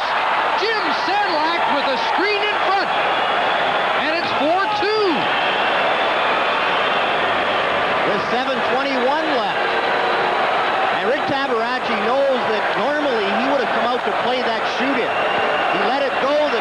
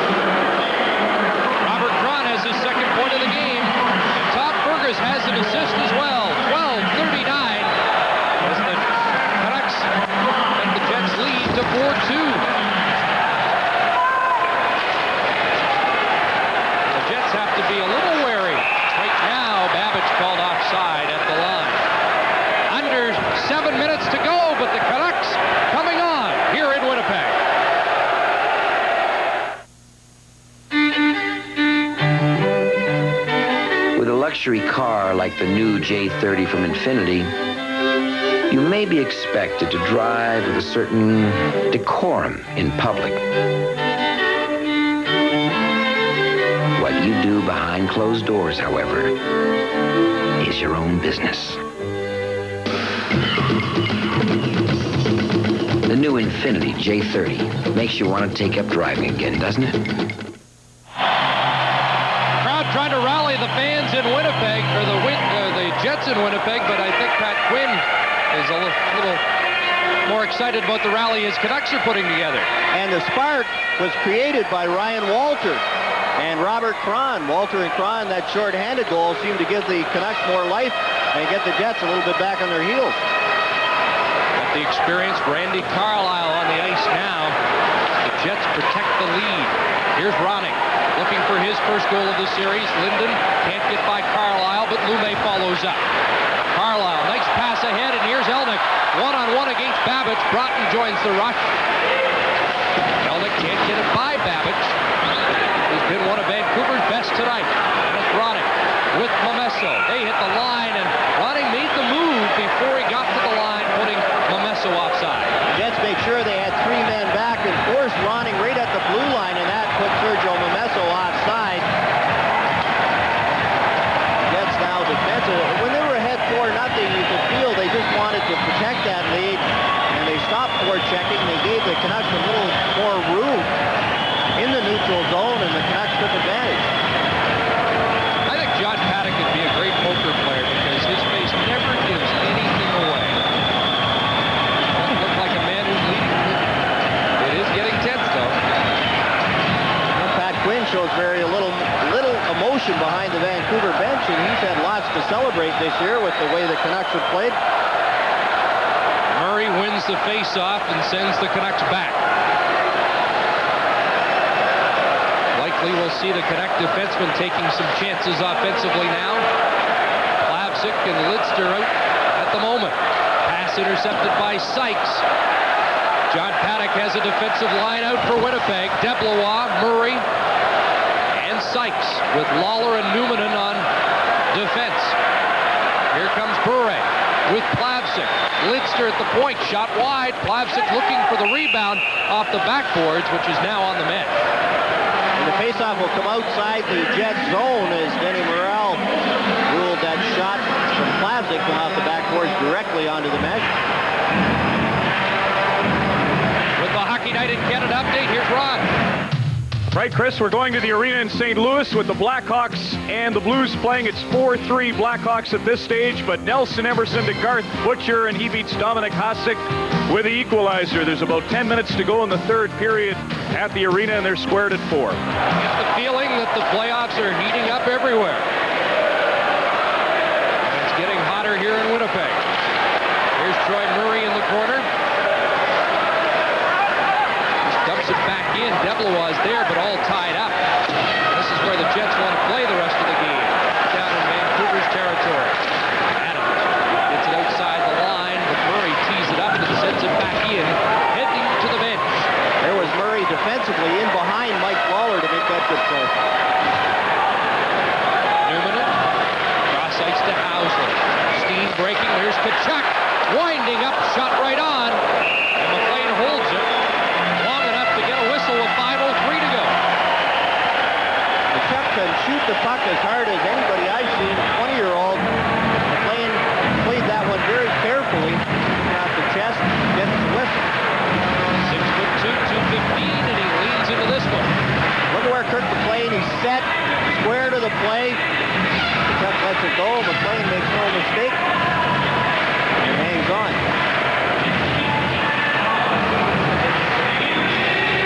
A crowd of 13,393 tonight. It's one of the matchups we've watched, and Phil Sykes has done a good job of tying up Pavel Bure. Sykes, Deblois, and Murray as a line are all three very good defensive players, and it doesn't matter. You see Sykes release Bure there, and then Murray would pick him up, or Deblois in behind the plate.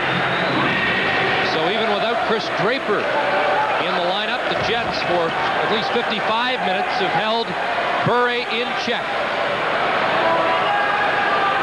Housley ahead to Tkachuk. Dirk flipped it over the glass and out of play. Back in Winnipeg after this.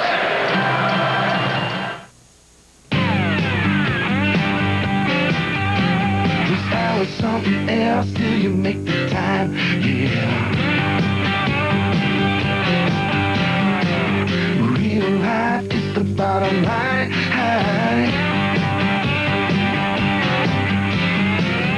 Cold and clear, break through. When you're done doing what you do. OB, clear, cold, real life beer. Tomorrow night, Game 3 of that Adams semi. Canadians and the Whalers in Hartford. Well, they haven't sold that many tickets. The Canadians aren't helping matters. Canucks and Jets Game 4 Friday night, 8:30 Eastern Time. Tom Fergus on this face-off as the Canucks try to get one step closer, 4-2. Interesting that the Jets had outscored Vancouver in the third period of the first two games. Although they outscored the Jets 2-1 in period 3, but trailed by 2 as Dirk tied up for a moment and trying to stare down one of the Jets. Keith Tkachuk went towards Robert Dirk, and it was Thomas Steen who was first on the scene for Jenny Davidoff. Ron McLean had every line seems to have a combination of different nationalities for the Winnipeg Jets. The American, the Swede, and the Soviet playing as a line. And even the American names look foreign. Quite a mix John Paddock has put together. If you look down the bench, we haven't seen much of Luciano Borsato in this game. After staying with Pat lineups for the first two games, both coaches made changes for this one. 3 new players in the lineup for Winnipeg. 2 coaches' decisions and Ed Olczyk's bad back. Here's Elnick at center ice. He's picked up the slack offensively for Ed Olczyk. We watched Olczyk take the pregame skate and never looked loose. He'll have 48 hours to get ready for Friday. Newman missed a check there from Linden, but Linden has the puck. Got to work it free. Newman right on him. Housley reaches for it, and it deflects over the glass again. Time starting to run down. 3:54 left.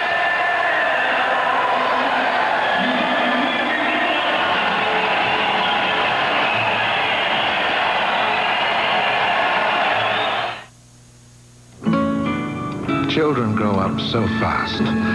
Jesse may look safe, but his head is more than halfway above the top of his seat. He could be hurt in an accident.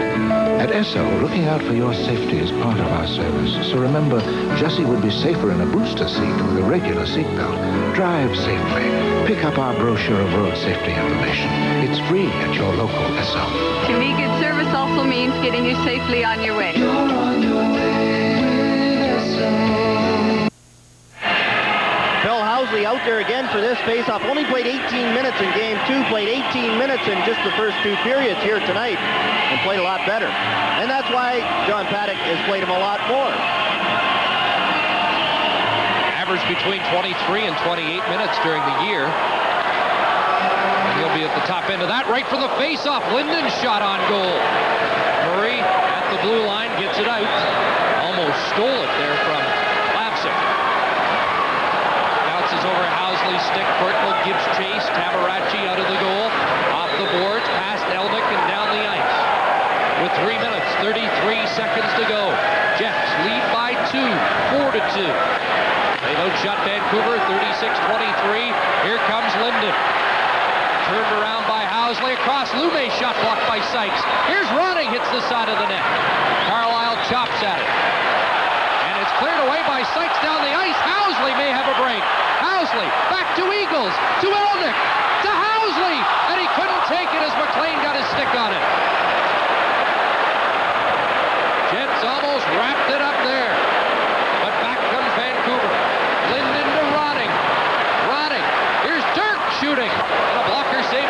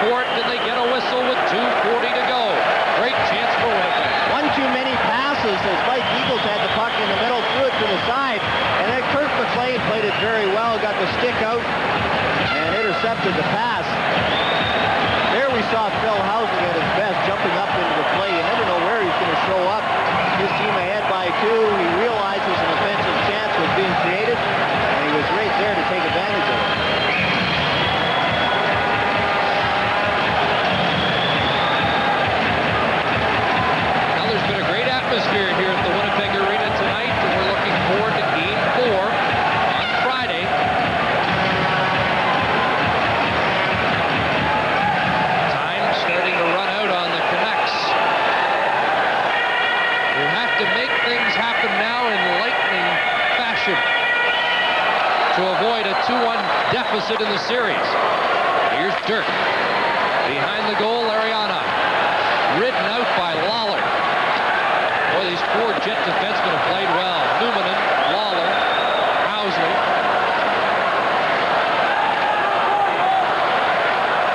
There's Luminen again. Lidster keeps it in. Luminen after it against Larionov. Bure. Watched by Lawler. Bure turning. Lawler right on him. Bure again. Tabaracci's down. Babbage went to the net. He's caught up, and here's Sykes. Numinen moving up on the play. So is Eagles. 3-on-2. Sykes in front. McLean down and made the stop. Under 2 minutes to go as the Canucks start back. Again, Rick Tabaracci broke his stick. This time, Phil Housley went to the bench and carried the stick back to Rick Tabaracci. Here's Plavsic moving in, intercepting that pass. But the Jets get it out. Larionov turn. A minute and a half to go. Bure back out. Here's Sergio Momesa. Carlisle runs into him. Adrian Plavsic moves up. Centers through the goal crease. Ronning looking for it. Bure is there. Kachuk off the boards. Kept in by Plavsic. Here's Courtnall. There's the shot well wide. Bure. Ronning. Thought about the wraparound, but Carlisle was there. Ronning again. Courtnall was out in front. There he is. Now here's a chance for Adams in front. Housley intercepts. Under a minute to go, and the Jets clear. Plavsic's taking a high stick. He's shaken up. An extra attacker is out. Here's Bure with a break. Drop pass, and he handed it right to Sykes. Courtnall had cut off the wing. Winnipeg Jets had too many men on the ice. With 42 seconds left. Pavel Bure heard footsteps and dropped that puck back. But the Jets, a bad line change, had 6 men on the ice. Well, so did the Canucks, but that was okay because Kirk McLean had gone to the bench. Now here we go. Here's Phil Sykes and the Winnipeg Jets. There's 5.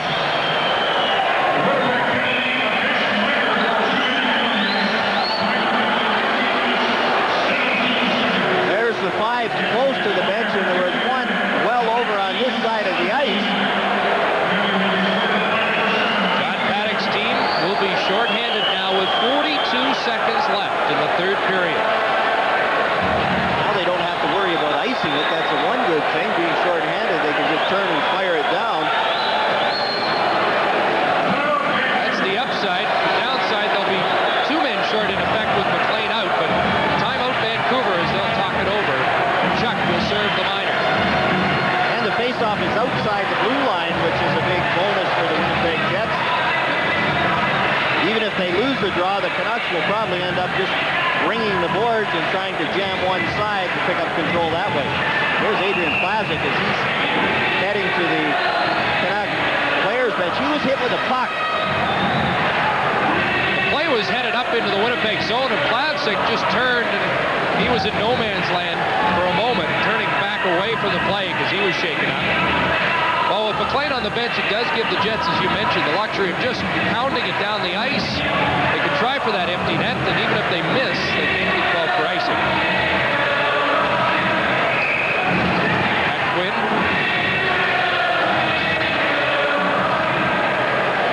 We're told 7 seconds left in St. Louis in regulation time. The other Norris Division game went to overtime. The Red Wings winning. And now we're down just 2 games to 1 in that semi. All the big goal scorers tonight, Randy Carlisle, Garth Butcher, ease their seam with the winner in Minneapolis for the Detroit Red Wings. There's a proud Jet fan. Likes what he's seen tonight. Troy Murray and Igor Larionov on this faceoff. Canucks have Larionov, Momesso, Adams, Linden, Bure, and Lumet, and it's Bure hitting the line. Sykes and Murray are out. Here's a pass in front through the goal crease and cleared by Lawler as Adams had a great chance and missed the target. Nice setup by the Canucks, who have made this third period interesting. Lawler around the boards. Bure stops it. Linden brings it down. Bure to Lumet. Bure winds up. Pad save. Tabaracci Tabarachi, Lawler cleared. They're running out of time. Bure again, well off the target. It comes outside the line, and that'll do it. And it brings the Jet fans to their feet. This one's over, and Winnipeg leads the series 2-1.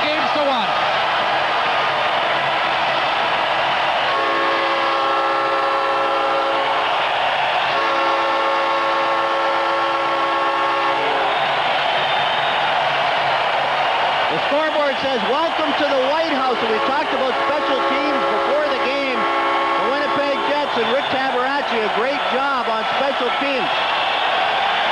2 power play goals, and they held the Canucks off the scoreboard when the Canucks had the man advantage. The Canucks played well for the last 10 minutes, but other than that, it was a game dominated by the Winnipeg Jets.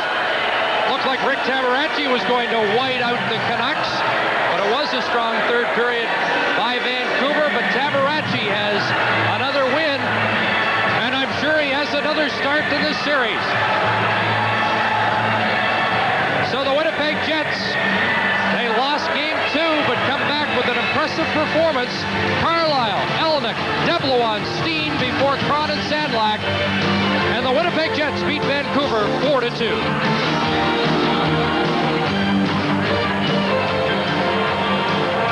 Molson Hockey Night in Canada on CBC was brought to you by Molson Canadian.